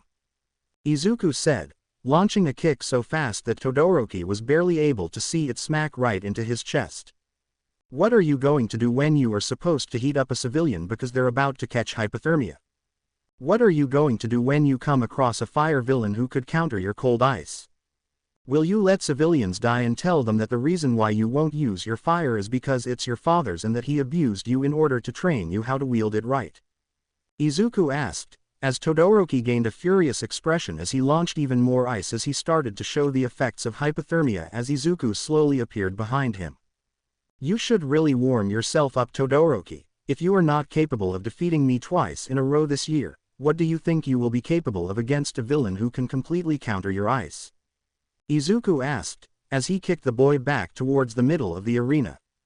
Looking at his arm, Izuku watched as small pieces of ice started to form as Izuku sighed before using the force to completely tear apart the ice at the atomic level. Moving closer to Todoroki in the middle of the arena, and thanks to the misty air surrounding the boy, who was undergoing a memory when he was a child at the moment after taking in Izuku's words, Izuku walked towards Todoroki. His eyes seemingly glowing a vibrant red as he spoke up, catching the boy's attention. You know, as a child growing up, I was announced that I didn't and wouldn't ever have a quirk growing up. That I wouldn't ever be capable of showing that I would be capable of having a superpower. That is the only memory that I have as a child. But looking at someone who has that exact perfect power, and how they are just squandering it all because of a small grudge. I can't ever see you becoming a hero with that kind of power. All because of the fact that you are going to become your father in terms of attitude towards others. You will become another Endeavor who kills his villains. But that's all right, because we will have another person taking the place of All Might soon, and I don't think it will be me. Izuku said, as he stood in front of the now trembling Todoroki. Imagine the song above playing here. He wasn't trembling only because of the ice. It was the sheer evil intent on Izuku's face as he was looking demonic with his hair covering his eyes. It was completely scary for Todoroki as the boy watched as Izuku's face became deformed around the mouth and eyes as his emerald orbs for color were replaced with black sclera and a deep crimson color in the middle. Izuku's hair became wilder as it was showing him using the power of the dark side of the force as Izuku glared at Todoroki. I am only giving you one more chance, Todoroki. Use your fire and if you win, I will let you go. But lose and only use your ice, you will fall by my hand. Izuku said, as Todoroki looked on in horror. Izuku's visage becoming slightly taller in the viewpoint of the boy as Todoroki and Midnight stared on in awe and shock. Everyone around the stadium were looking on fearfully. But all that feeling of dread as well as fear radiating from the arena soon disappeared as everyone let out a breath that they didn't know they were holding. It was just moments later that Izuku started to move towards Todoroki once more as the boy started up his fire on his left side, causing Izuku to smile. His smile wasn't filled with evil intent as well as a dreadful presence behind it. It was a happier smile that was filled with love and compassion. There you go, Todoroki, you did it. Now come on and show me the full power of your fire. Izuku said, as Todoroki shook his head. You're crazy, you know. You almost lost yourself to the dark side of the force, all just to make me use my left side. Todoroki asked, as Izuku gained an annoyed look on his face. Well, someone had to beat it into that the fire of your left side is your own, not your father's. Izuku said, as Todoroki nodded. As they moved to clash in the middle, Todoroki spoke towards Izuku as if he knew he was going to win with this last move. Midoriya, thank you, the boy said, as he pushed the fire out towards Izuku as the boy merely smirked. As both boys clashed in the middle of the arena, everything exploded outwards as inside the smoke and debris, Izuku dug his feet into the arena through the force to keep him inside the arena. Once the debris and ice was cleared from the arena, the people surrounding the arena watched on to see who the winner between the duo would be. Once the dust and debris cleared out of the way, it was shown that Todoroki was on the edge of the arena as Izuku moved towards the boy as he grabbed his shirt and tossed him out of the arena. You did good, Todoroki-kun, just not good enough, Izuku said, as Todoroki looked up at a burned Izuku. His entire body was on fire, but it seemed to not be bothering Izuku as he used the force to turn off the fire on his body, as it showed he was surprisingly fine underneath the flames. Leaving the arena in order for it to be repaired, Izuku brought Todoroki to Recovery Girl's office as he spoke to the boy. Think you will be able to use your power against your classmates later on this year? Izuku asked, as Todoroki thought about it. I'm not sure, I will need to think about it, the boy said, as Izuku laid the boy on the bed. He received a kiss from Recovery Girl as the boy fell asleep, as Izuku received one from the nurse as well for his hidden injuries. He left the room as he prepared for the next match. The matches that came after the one with him and Todoroki were not that good in comparison, but there was the match that was Bakugo versus Uraraka as they both prepared for one another in the ring. The girl ran towards Bakugo as the boy started to release explosions one after another as she was thrown back. Izuku was very worried for the girl as she seemingly was getting hurt more than she was hitting the ground compared to the explosions.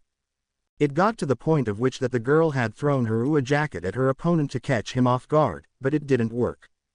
But there was a plan in the works from the girl as she had prepared pieces of the stage high above Bakugo, who hadn't noticed yet as the girl smirked at him. Improvised move, Meteor Shower, Uraraka called out, causing Bakugo to look up and see a large bombardment of concrete coming his way. Lifting his arm in the air, Bakugo released the single largest blast that Izuku had ever seen since the battle training under All Might's supervision. All the rubble was destroyed in that instant, and as Bakugo was completely wide open for being touched by Uraraka, do not take that wrong. The girl had run towards the boy, but just fell short of the young man as she passed out from quirk overuse. Bakugo was declared the winner of that match as the next match for the finals was Izuku and whoever would win between Iida and a girl named Mei Hatsume. Smiling to himself, he prepared for his next match, believing it to be against Iida as the boy would be preparing his match against the girl at the moment. He couldn't wait to see what the boy could do against him in the arena. The previous battle between Bakugo and Uraraka was very good compared to the one before that of Izuku and Todoroki. The upcoming fight between Iida and Hatsume was coming up very fast as Izuku prepared for the next battle in the tournament fight. As Izuku sat down in the stands with his classmates, he watched as Iida and Hatsume had entered the field as they prepared for their own fight. Although there was something different about Iida as the young man was looking more kitted out than Hatsume was, once Izuku noticed what the girl was planning out, he couldn't help but chuckle. What's wrong, Izuku? Momo questioned as Izuku pointed at the battle about to happen. This isn't going to go how Iida-kun would like to. He is basically being used as a commercial for the support companies watching her. I kind of feel bad for him, Izuku said, as the battle soon began. Iida, wanting to end the fight before it could even begin, used his strength as well as speed in order to try and smack the girl out of the ring with his left leg. But as soon as he made it to the other end of the arena, he noticed that Hatsume was still in the middle of the arena as she fiddled with her microphone. But it was here that everything became extremely hilarious as she kept dodging the strikes of Iida as she went on to make a commercial about her support items. Once her commercial was over, she willingly gave up her position in the festival in order to continue to work on her inventions. With Iida moving on to the next round, another fight was happening between Momo and Tokiyami as they entered the ring. Izuku kept his eyes on both combatants as he made sure to analyze their attack patterns, as well as attack forms so he could come up with counters in the future. Bakugo was watching the fight as well, knowing that the fight between him and one of those two would be for the semifinals. And sure enough, Momo was defeated by Tokiyami, as the young man had defeated her before she could be given enough time to think about what she could use against him. Izuku was a little bummed out at how Momo was defeated, but he knew that Kyoka would be able to bring her spirits back up. They've known one another for much longer than he would have known her, not like he didn't know her at all. He just preferred that Momo talked to someone she had really known within their class that wasn't him. By the time it was his match with Iida, Izuku prepared himself in the arena as midnight called out to Iida for his match to begin. But nothing had happened. It wasn't much longer that Iida had informed those in charge of the festival that he would be leaving due to a family emergency. Izuku noticed that a family emergency would mean that something happened to either his parents or his older brother, who was a hero at the moment. So as soon as he was given the win by default, he went back to the stands and pulled out his phone. Looking at the first article on the site made him wish he truly hadn't done so. A few hours before Iida's pulling of the festival, Ingenium, pro hero within the top 100 heroes within Japan, was running around Hosu chasing a small-time villain. As soon as he took down the villain, he gave the man over to the police as he took in some juice to recover some energy. Shaking his head, he had thought about the fact that he was missing the sports festival that his younger brother was partaking in. But as he stood up, he looked around to see if there was any issues within the part of Hosu that he was patrolling about. Seeing nothing in particular, he ran over to a fire escape before climbing to the rooftop and running around the town in search of villainous activity. Tensai Iida, one of the better descendants of the original Ingenium, had been moving about Hosu for about 5 hours since he started his patrol earlier that morning. He had known that being a hero would be tough work, but he had never prepared for a villain to come seek him out for some biased reasoning.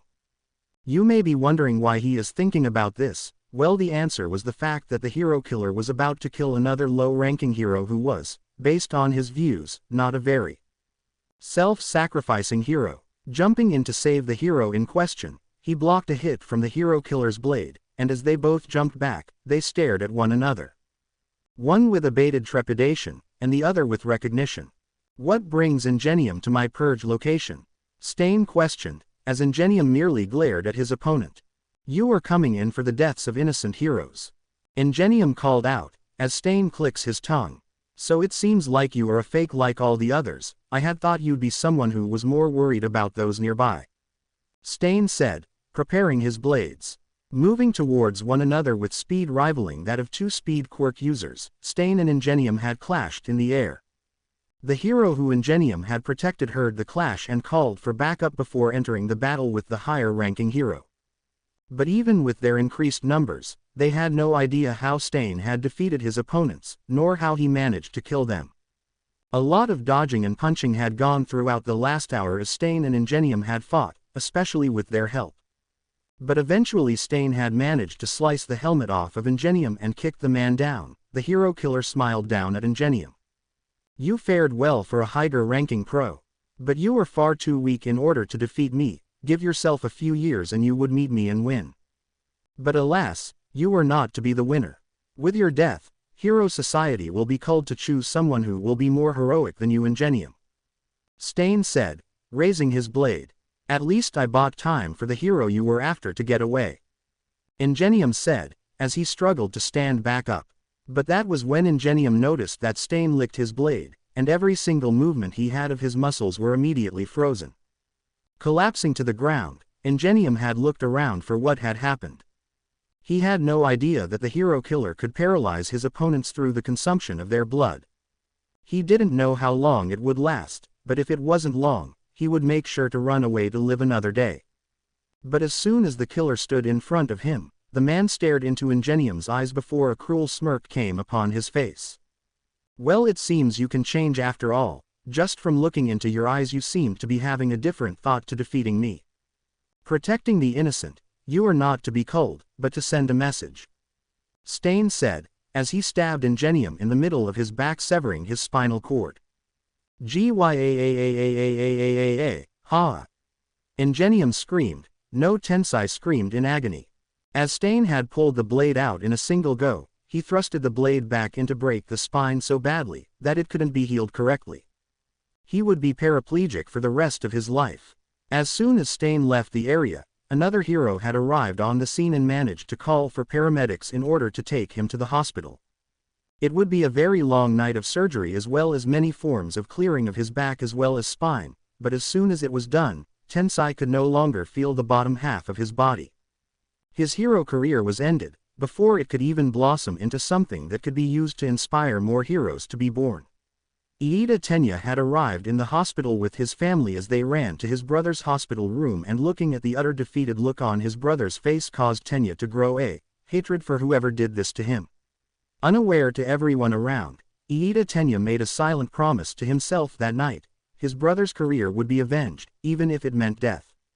Back at the sports festival, Bakugo had defeated his opponent being Tokiyami with his explosive hands. The young man just couldn't handle all the light moving towards his quirk and could not keep up with Bakugo's speed as well as power. So now it was all up to Izuku and Bakugo, the two arguably most powerful students within Class 1A. One who had power over the Force and could use many other abilities within it that would seem similar to other properties of quirks. And the other who could produce nitroglycerin-like sweat that he could ignite on his hands, and possible his feet if he trained hard enough to achieve this. The two boys had entered the arena as the final match of the festival was about to go underway, and both boys were staring at one another with determination. "You ready to lose, Deku?" Katsuki yelled as he gained a powerful battle smirk.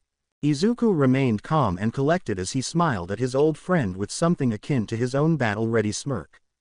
"I've been waiting to do this for years, Kachan. I can't wait to show you the power of the Force," Izuku said, as both boys glared at one another. "Are both contestants ready?" Midnight called out, as both students nodded. They wouldn't take their eyes off of one another without any reason. They knew the other would use the moment they look away in order to take them by surprise. "Then I say this battle is ready to start," Midnight called out, as both boys moved towards one another. Izuku went for a straightforward punch towards Bakugo, as the boy created an explosion in Izuku's face and flew behind him, readying another explosive punch at the boy's exposed back. Izuku had used the Force in order to protect his open back from the concussive force of the boy's attack, and as soon as Izuku turned around to look at his old friend, they smiled at one another before clashing in the middle of the arena. Small shockwaves being sent out from each blow they launched at one another. The shockwaves from Bakugo's attacks were what could be seen. Izuku had used the Force in his attacks in order to strengthen them against his opponent. He knew that he would need to make sure that Bakugo was out cold for more than a second for his win to be final. Bakugo knew to make sure that Izuku was completely out cold for his win to be set in stone. He wouldn't lose to Izuku now after all the training they did with one another. They clashed more and more throughout the fight, and the crowd was having a lot of fun watching the two pummel the other. The two's fight had gotten to the point that they were channeling their powers to the ultimate maximum they could use. Izuku was still not using the dark side of the Force. He was still not ready to utilize the power without having himself fall completely into it. So when Bakugo blasted him onto his back and pinned him to the ground, he heard something completely out of left field from the boy. "Why aren't you using the dark side that you call the Force? Are you too scared to use it?" Bakugo growled at Izuku. "I'm not afraid of it. I can't control whether or not I will kill you instantly when I use it. I would rather wait until I have full control over it. After that moment I will fight you with it, alright?" Izuku asked, as Bakugo thought about it. "No, I want to fight you when you use the dark side of the Force against me. I want to see what I am up against when you use it. You used it against Todoroki, so why won't you use it against me?" Katsuki asked angrily. "You want to see what happens when I use the dark side? Fine then, but fair warning. Things are about to get ugly," Izuku said, as he let the dark side completely consume his body. Everyone in the crowd could sense the dropping of air pressure when Izuku released his dark side. Everything about the boy was now in question. If he could utilize this power almost immediately, why was he hiding it? Yeah, it was very dangerous and very lethal towards others, but why would he prefer to hide it away from prying eyes? They then saw why as the boy looked at Katsuki with yellow eyes that made him look eviler than the boy was able to comprehend. Izuku started to walk over to Katsuki as the boy's legs started to tremble from how calm and collected Izuku was. "So this is you using your dark side powers. How are you this intimidating? Your eyes are way too expressive when you don't use it. now they look like a Dragon Ball Z character. Katsuki said, looking at Izuku's form. It was slightly more muscular, but at the same time, his hair was normal if a bit messier. His eyes were the thing that caused most people to be put off by his appearance. Their original emerald color had been replaced with a very deep yellow, borderlining on red in color.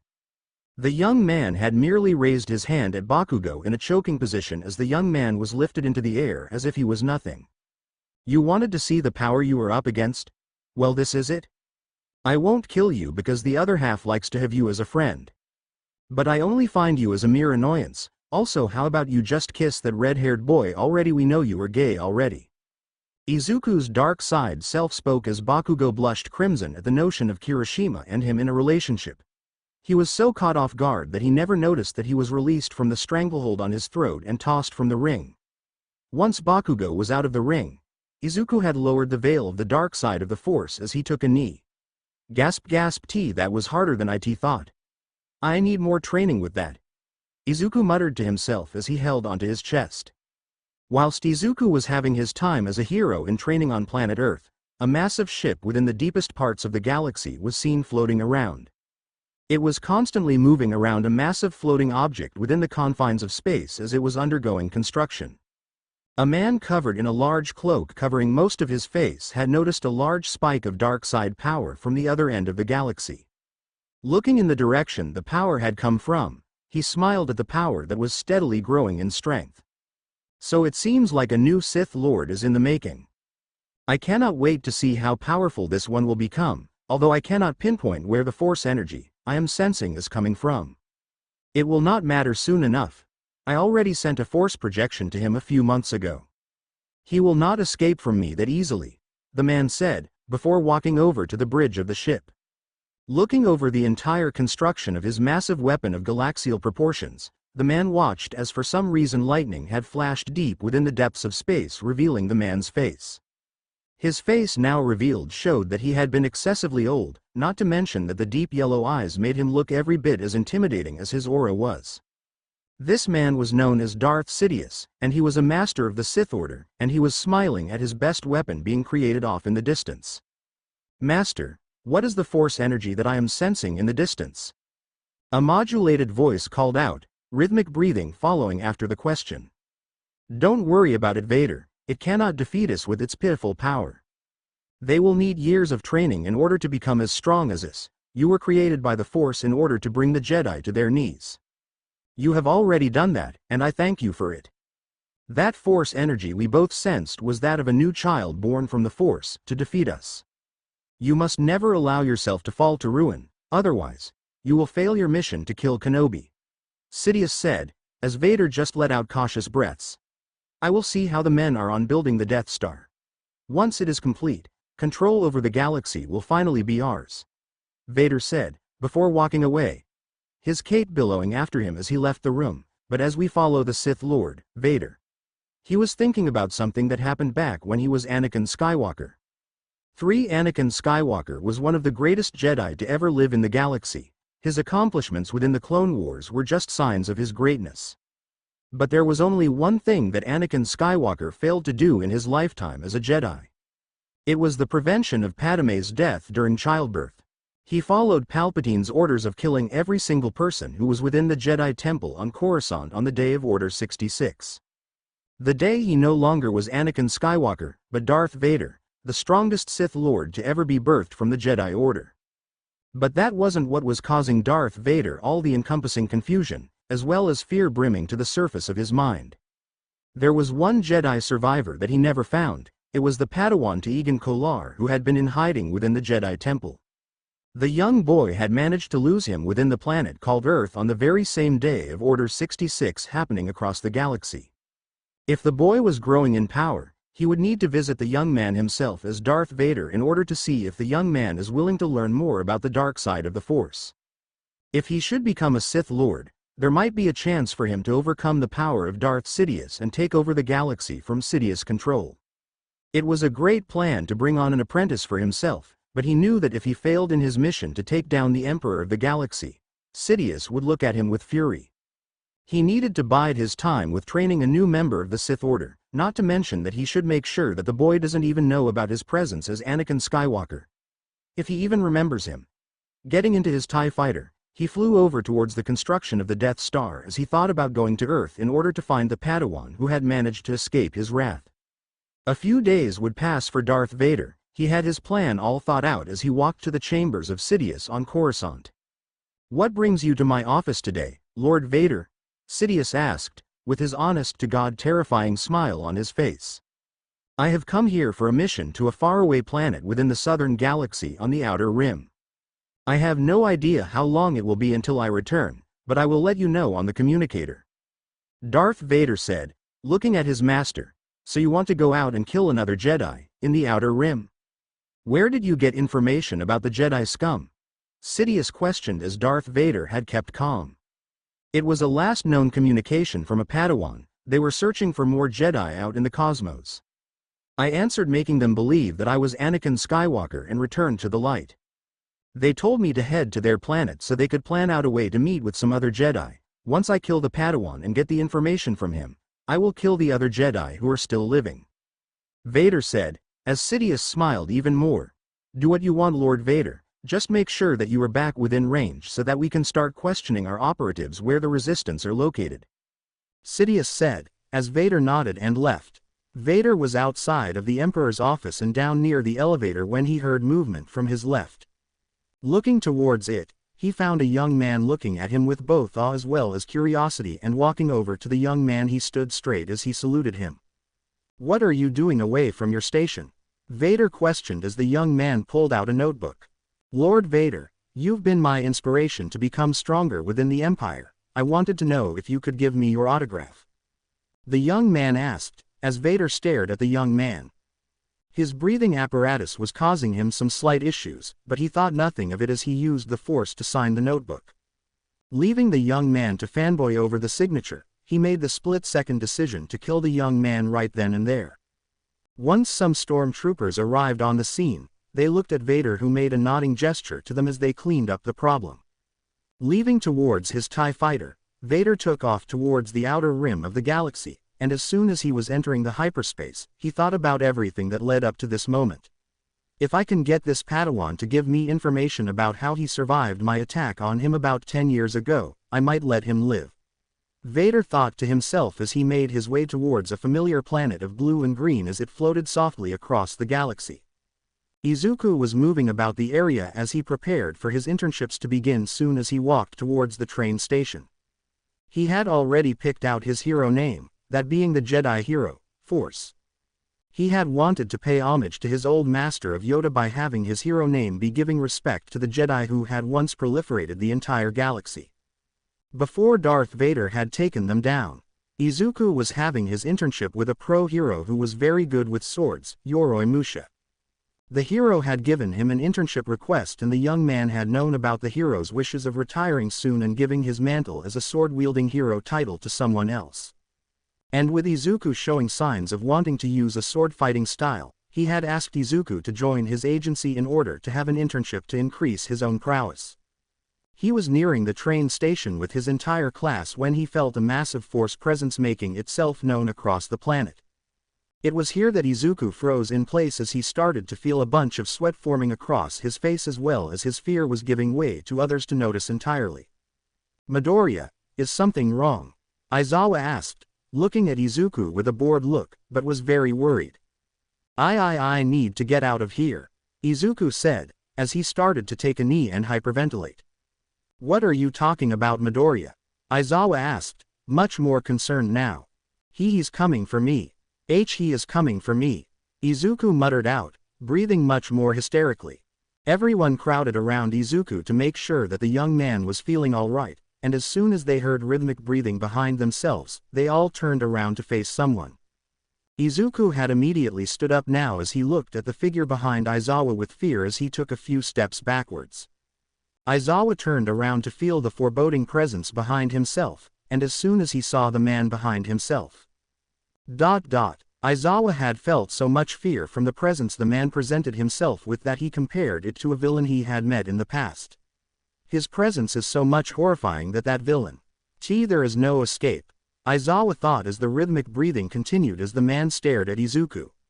Because of his raging fear as well as thoughts, Aizawa had pressed his button on his phone in order to call for backup. This villain was too powerful for himself.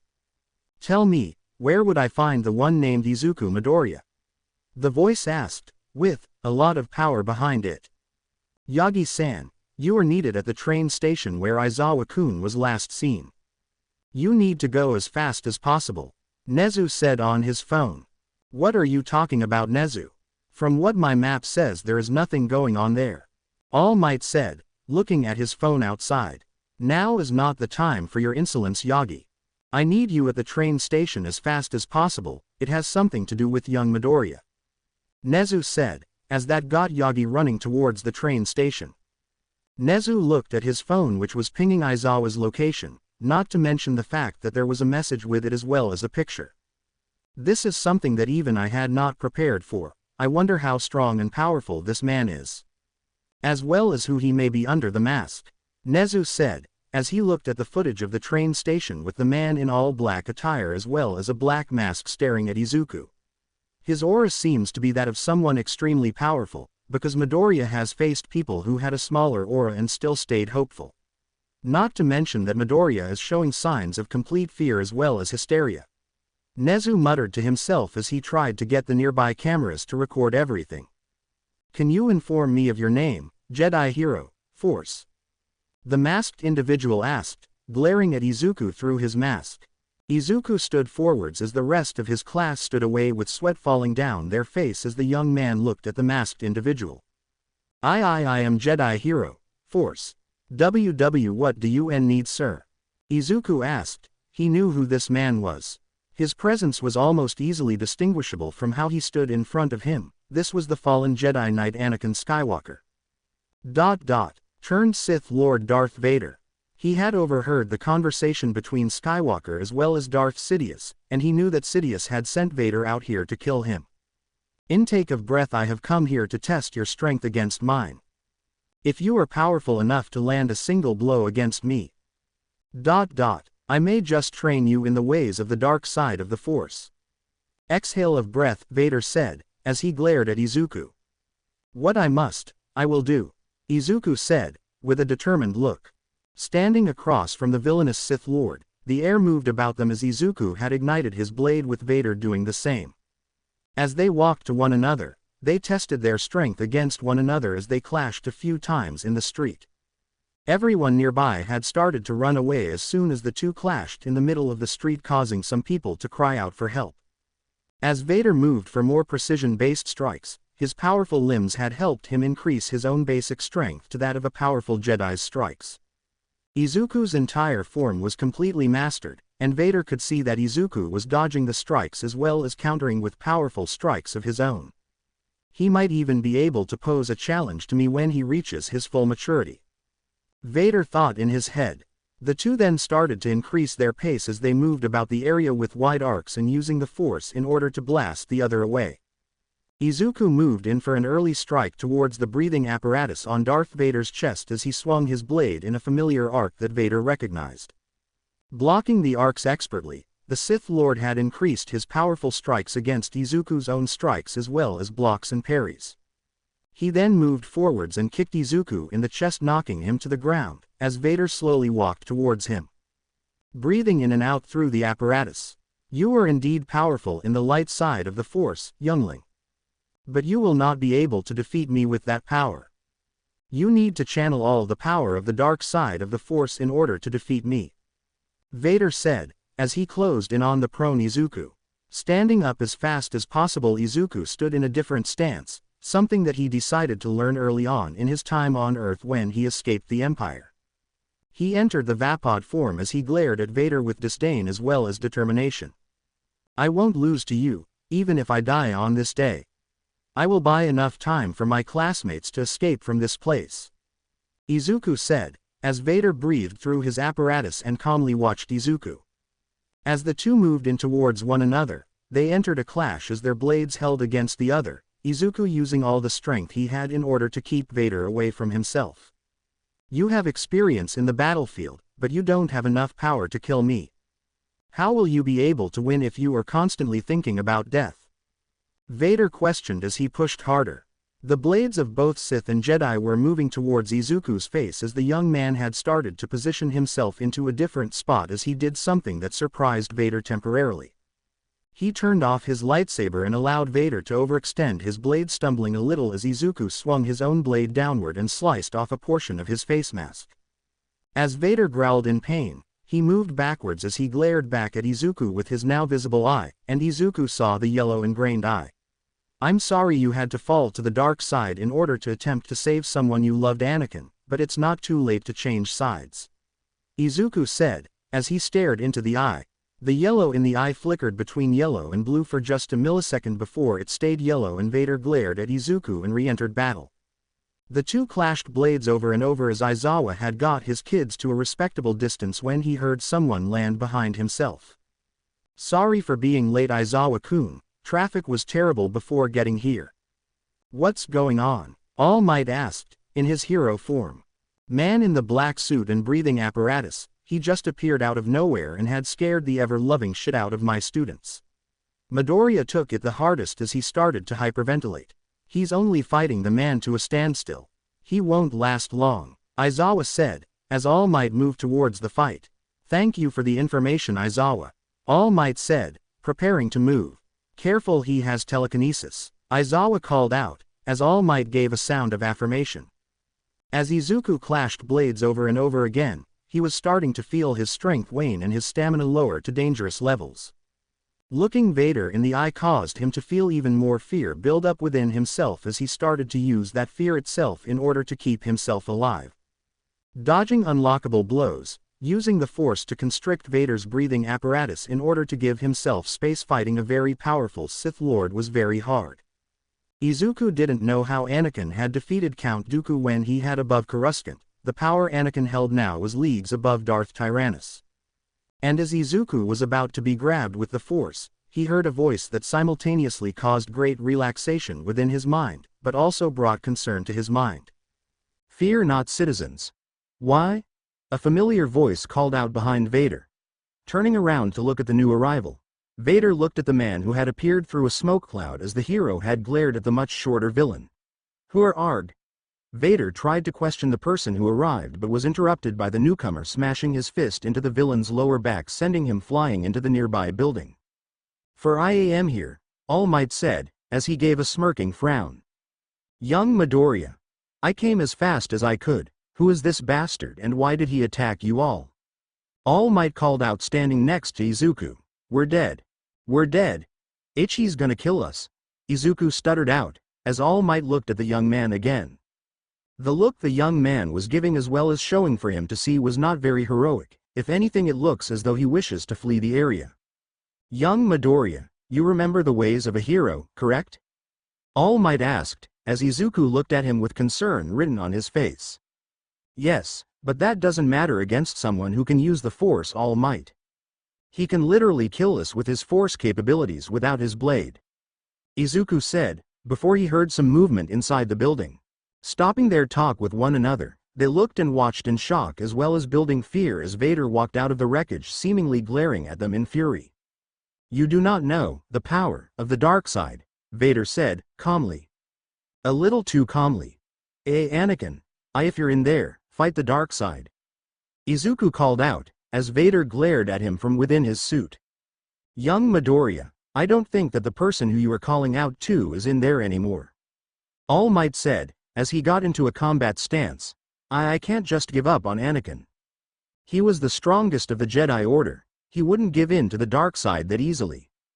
Izuku said, as he activated his lightsaber as Vader did the same, and they moved to clash once more.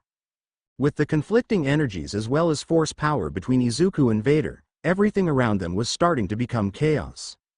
All Might move in for an attack from behind, and as Vader came to turn around to grab the hero, Izuku flew downward and went to slice the apparatus on the Sith Lord's chest. Forced to dodge the attack, Vader jumped away before using the Force in order to force push All Might into a separate building.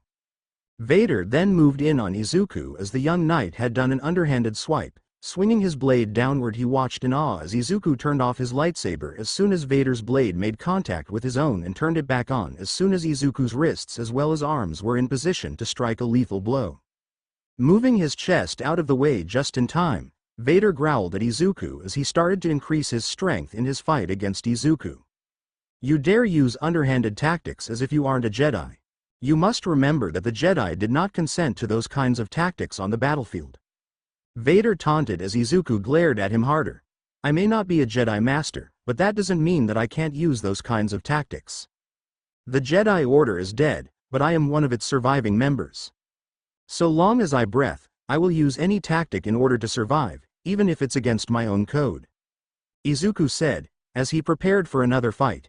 As the two glared at one another, the people surrounding them had watched on in both horror as well as awe as the two fought. They moved as if they were blurring the next moment, clashing a few times, and once All Might recovered and entered the fray, Vader was pushed back once again. But Izuku knew better. They had to bide their time, and make sure that they didn't go for any unnecessary attacks that could split them up again. On the other side of the galaxy, Sidious, the Emperor of the entire galaxy, had felt a massive shift in the Force. It wasn't that big or massive in comparison to what he had done in the past, but it was enough that he looked over to the small planet that he found Izuku on. Earth. Looking at the planet with his Sith alchemy, he had found what he was looking for. A battle was brewing between two people. His apprentice as well as... Well, here is a surprise. It is the one boy who Sidious thought could become his new apprentice when he ran out of uses for Vader himself. It seems that Vader is going easy on that young boy. I will need him to bring the boy to me so that I can train him in the dark side, harness its power, and soon the galaxy will be so far into the dark side of the Force, the light will never return. Sidious said, as he started to cackle maniacally. The air had been filled with ozone. The heroes had now arrived on the scene. But they were being tossed around like ragdolls.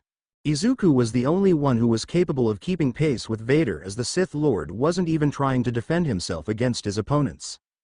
The top 10 heroes within Japan were being tossed around as if they were mere children, and the young man who was able to fight Vader was just barely being able to hold off against the villain. The two were now fighting in the middle of the street, rain pouring down from the sky as they battled for supremacy. The battle had been going on for at least a few hours, so much so that the students who were supposed to go on their little internships had been forced to return to UA in order to stay safe. Izuku, being on the front lines, had been incapable of escaping from the villain, as he would merely follow in pursuit. So as the young man was fighting hard for survival, he noticed something about Vader as the Sith was moving towards him through the destruction of Musutafu. The man had been walking with a slight limp in his left leg, as if it wasn't purely skin and bone, and that was when he saw it for a brief moment. A spark coming from the left ankle, and Izuku knew what to do. So as he baited the Sith Lord into fighting him, they clashed once more as the Sith pushed even more power into his attack, sending Izuku tumbling backward into the ground. You are tiring, Jedi Padawan. You seem to have gotten stronger since we last met. But not by much, it shames me to admit it. But you had managed to hold me off for quite a while despite me not using the full power of the dark side. Vader said, as he slowly walked, hiding his limp. As soon as Vader stared down at Izuku, he found the young man battered and bruised as he struggled to sit up against the wall. Lifting the young man with the Force, Izuku struggled weakly in the Sith's grip as the man breathed through his machine, thinking about what to do with Izuku. He couldn't allow him to live. Their fight against one another had definitely caught the attention of his master. So as he was about to snap Izuku's neck in the best way to end the young boy from living further, he heard a comm link from the ship he left in hyperspace. Lord Vader, I do hope that you aren't going to kill that boy? His master's voice called out from the comm link. He has given me a fight worthy of a Jedi Master. But his form was weak, and his power fleeting. I don't think that he was the one who you saw in your visions. Vader said, as he softly lowered the boy to the ground. I don't care about semantics, you are to bring him to me alive, or else. Sidious called out from the comms before turning them off. Looking at Izuku, Vader growled softly before moving to pick the boy up, but as soon as he reached out with the Force, with what seemed like the most precision throughout their entire fight. Vader watched in horror as Izuku moved as fast as he could, turning on his lightsaber and slicing it through his legs before swinging his blade through his midsection and then moving to slice off his head. It was so fast that Vader had no time in order to react as his head was taken from his body and was tossed around the street as Izuku sat there with the most pained and fearful expression on his face he had ever felt. Almost as soon as that had happened, Izuku felt something wash over him. The Force. It felt as though the dark side of it had faded a massive amount. There was still a very large amount within the Force, but it was enough to know that there was a chance to kill the Emperor and free everything from his grasp. But almost as fast as he could react, Izuku felt his legs soon lose their ability to move as he felt all the bones in them break apart to the point that Izuku grunted in pain. He was in so much pain that he started to hysterically laugh as he noticed what he had managed to do in the last 10 years that he hadn't been able to do. He managed to kill a Sith Lord, and not just any Sith Lord. Darth Vader, the one who had haunted his nightmares as well as caused the end of the Jedi Order. All that was left was to defeat the Emperor. Emperor Palpatine, and the entire galaxy would be saved from his powerful might. Looking to the sky, he watched as some heroes had landed near him as they appraised him and took him away. Everything was more akin to a blur after that, fading in and out of consciousness, but above all else, he felt elation at the fact that he avenged his master who had been killed at the start of this whole thing. Master, did I finally become a Jedi Master? Izuku muttered as the hero holding him noticed him passing out. Hurry up already people, we have an injured kid going into shock. The very feminine, but tomboy-esque voice called out. Before passing out completely, Izuku heard the woman calling out to him, but it was all muffled. But he did take notice of one thing. The bunny ears on top of her head, which were white in color, had stood out to him, and he only knew one heroine with that quirk. Mirko? Izuku questioned before everything went black. Mirko had been jumping from building to building as she was holding the unconscious Force wielder over her shoulder as she grumbled. I swear this bastard better pay me back for doing this for him. I know I heard him barely say my hero name, Mirko said, as she finally jumped one last time and landed in front of U.S.J Academy. The rest of the students of Class 1A saw how Izuku was being carried into the school grounds unconscious by Mirko, and the couple girls who were staring at the moment were scared for his health. Mirko passed through the students and made sure to move as fast as possible to get Izuku inside of Recovery Girl's office. Whilst this was happening, Nezu was in an emergency meeting with the rest of his colleagues as they talked about what in the world had happened. All right, we need to get to the bottom of this attack on Musutafu, Nezu said, as he looked at each and every teacher of UA. Who in the world was that guy in the black armor as well as mask? Aizawa asked, as he was concerned. I have had some of my police consultants do some blood tests on the old man inside the armor, and for some reason his blood doesn't even register as one of our inhabitants. Nezu said, as the entire room went up in uproar. What do you mean there isn't anyone who hasn't been born with his blood type? Present Mike called out. Are you saying that there is no one in history with a similar blood type to him? Midnight asked, as Yagi Toshinori had stood up. I believe that the only answers we will be getting are from young Midoriya himself. He seemed to know that Darth Vader man when we were fighting. He kept talking about how we were both going to die. Toshinori said, as everyone looked to him. What do you mean by that All Might? Aizawa questioned, deeply concerned. I meant what I said. Young Midoriya was having a mild panic attack during the fight. He was talking about how Darth Vader was going to kill us without remorse. And the most important part about the man was that he wasn't the only Sith Lord in the galaxy. Toshinori said, as he stared at Aizawa, so you mean to tell me that there may be another Sith Lord that young Midoriya knows about? Why hasn't this come out earlier? Nezu questioned. Because of the fact he doesn't trust us enough to tell us about where he originally came from before arriving on Earth. Toshinori said, as everyone was silent. If they were going to get answers from Izuku, they needed him to be as calm as possible as well as fully healed from his injuries. Considering he was the only person aside from All Might who could keep up with the Sith Lord, which was really terrifying, they really needed to get to the bottom of this situation and make sure that it doesn't happen again. And because of this attack on young Midoriya, the internships that all the students were about to embark on was put on hold since they needed to make sure that their atmosphere was cleared from any and all attacks. Unknown to everyone on Earth, Darth Sidious would be having a much harder time in fighting the spawn of Vader deep in space and would be defeated by him. Lying in bed, Izuku would wake up from his living nightmare with a massive spike in his heart rate as he sat up immediately holding his chest hyperventilating. Recovery Girl would run over in order to make sure that he was all right, bringing him back from his hyperventilation with soft words as well as her calming aura. Izuku listened to her words of breathing in for a few seconds as well as letting out said breath for a few seconds. Once he was fully recovered from his panic attack, he stared at her and gave her his thanks for helping him in his lowest moment of his life. And as he started to feel out with the Force, he noticed something odd about the known galaxy he could sense. The darkness of the G galaxy, it's gone. Izuku muttered as Recovery Girl stared at him. What are you talking about now, young man? She asked, as Izuku stared at her with renewed strength as well as happiness. The Dark Lord of the Sith, Emperor Palpatine, otherwise known as Darth Sidious, has been defeated, Izuku said, as tears brimmed on the edges of his vision. As Recovery Girl heard this, she gave Izuku a pat on his left thigh before walking away and informing her allies of Izuku's revelation. Whilst she was gone, Izuku felt out for Palpatine in the Force, but since his presence was near non-existent, he let out a small huff of breath. The man who single-handedly caused the destruction of the Jedi had been completely wiped away from the Force itself. And as he went to stand up, two people entered the room to keep an eye on him as he was about to get off the bed. What are you doing, young man? Shouldn't you be staying in bed? A voice questioned, as Izuku looked over at the door. He found a tall man with a beige tan overcoat staring at him from the doorway. He had black hair as well as eyes as he walked over to him. Sorry, just excited at the moment, Izuku said, as the man just patted Izuku's head. Well, I guess I should inform you about who I am, the man said, as Izuku stared at him. My name is Tsukauchi Naomasa, and I am a detective within the police precinct within Tokyo. My quirk is named Lie Detector, and we are only here to ask you a few questions about what happened at the Musudafu General Train Station. Tsukauchi said, as Izuku nodded. Alright, now what were you and your class doing before this?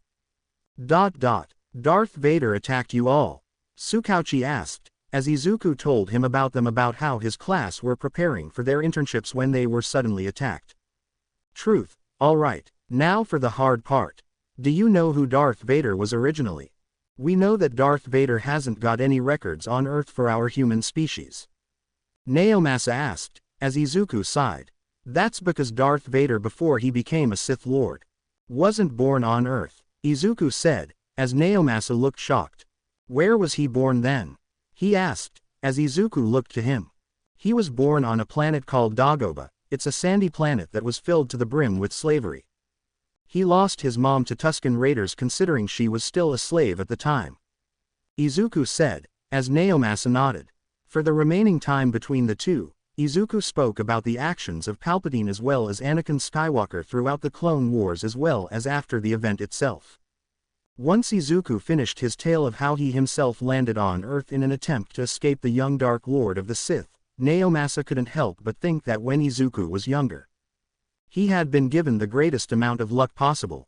Leaving Izuku inside the recovery office, the detective went to inform the heroes of the school about the situation, especially with how Izuku was incredibly relieved when he felt that there was no more breathtaking darkness surrounding the known galaxy.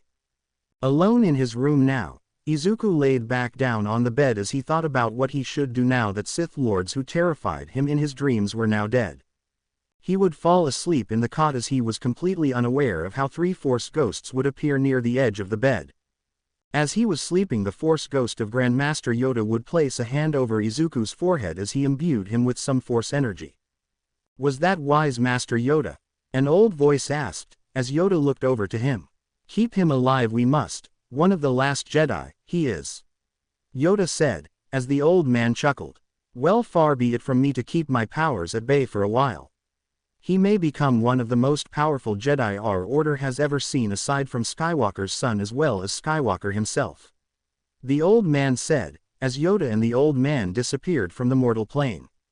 5. Izuku woke up the next morning feeling refreshed as he thought about what he and his class will do since they hadn't started their internships. He wanted to learn from the hero he was assigned in how to learn to use the blade better since he wanted to learn all forms of lightsaber combat. And he could create his own living on Earth and learning from some of the best sword fighters the planet could offer. But that was beside the point right now. As he tried to get up from his cot, he couldn't help but feel as though something was keeping him tethered to the cot itself.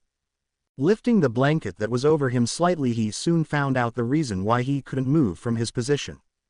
Laying on top of his chest was a set of clothing whose owner was invisible, and as he placed his hand on where he believed was their head of hair, he started patting it softly.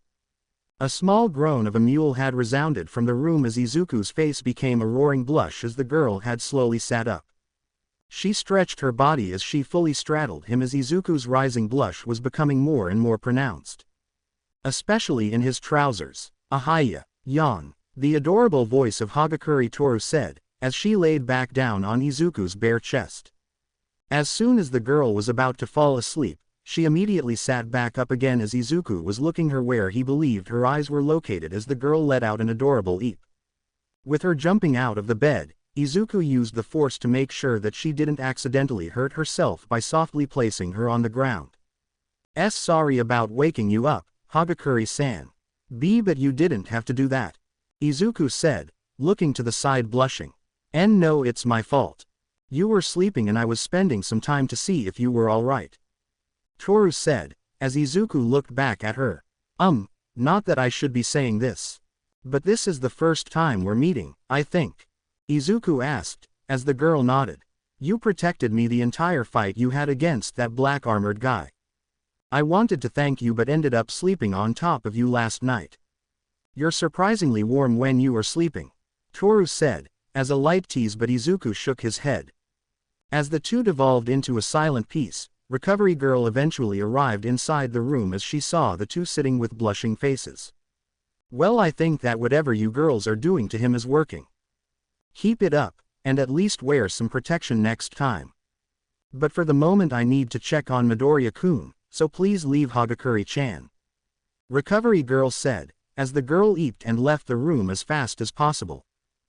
Sorry Mrs. Recovery Girl. I didn't mean to break any rules with her in here last night. Izuku mumbled as Recovery Girl just sighed. You are not in trouble, young man, at least yet. What were you thinking taking on a man who was many times your senior? She asked exasperatedly. I was the only one who could fight him. If you are talking about Darth Vader. Izuku said, as he stuttered a bit. Yes, I am referring to Darth Vader. But there is a reason we have heroes, kid. They can deal with someone like that man. A young boy like yourself who hasn't made it through his school year cannot be allowed to fight someone so strong so early in his career. Recovery Girl said, finishing her checkup. There was no one who could hold a candle to Darth Vader. He was too strong for even All Might on his own. I think he was holding back on both of us in that fight. Izuku said, as Recovery Girl scoffed. Then at least you should have run away. There is no problem with running away from a very terrifying opponent who is more powerful than you are, young man. Recovery Girl said, as Izuku immediately retorted. If I did that, then he would have found me later on. There is no place in the galaxy safe from Darth Vader's wrath. Izuku said, in complete seriousness. I wasn't telling you to hide from him, young man. I am a doctor. It's my job to give you options to prevent such damage happening to you. Recovery Girl said, as Izuku slumped. Your body has recovered enough for you to head back to the dorms that Nezu has finished building. I will see you all when you return from your internships next week. Recovery Girl said, as she left the room so Izuku could change. We're still going on our internships? Izuku questioned to himself quietly. To be continued. I hope you guys enjoyed this video. Drop green hearts in the comments so I can know who watches the video till the end, and make sure to like and subscribe to the channel. Now we will see you in the next video.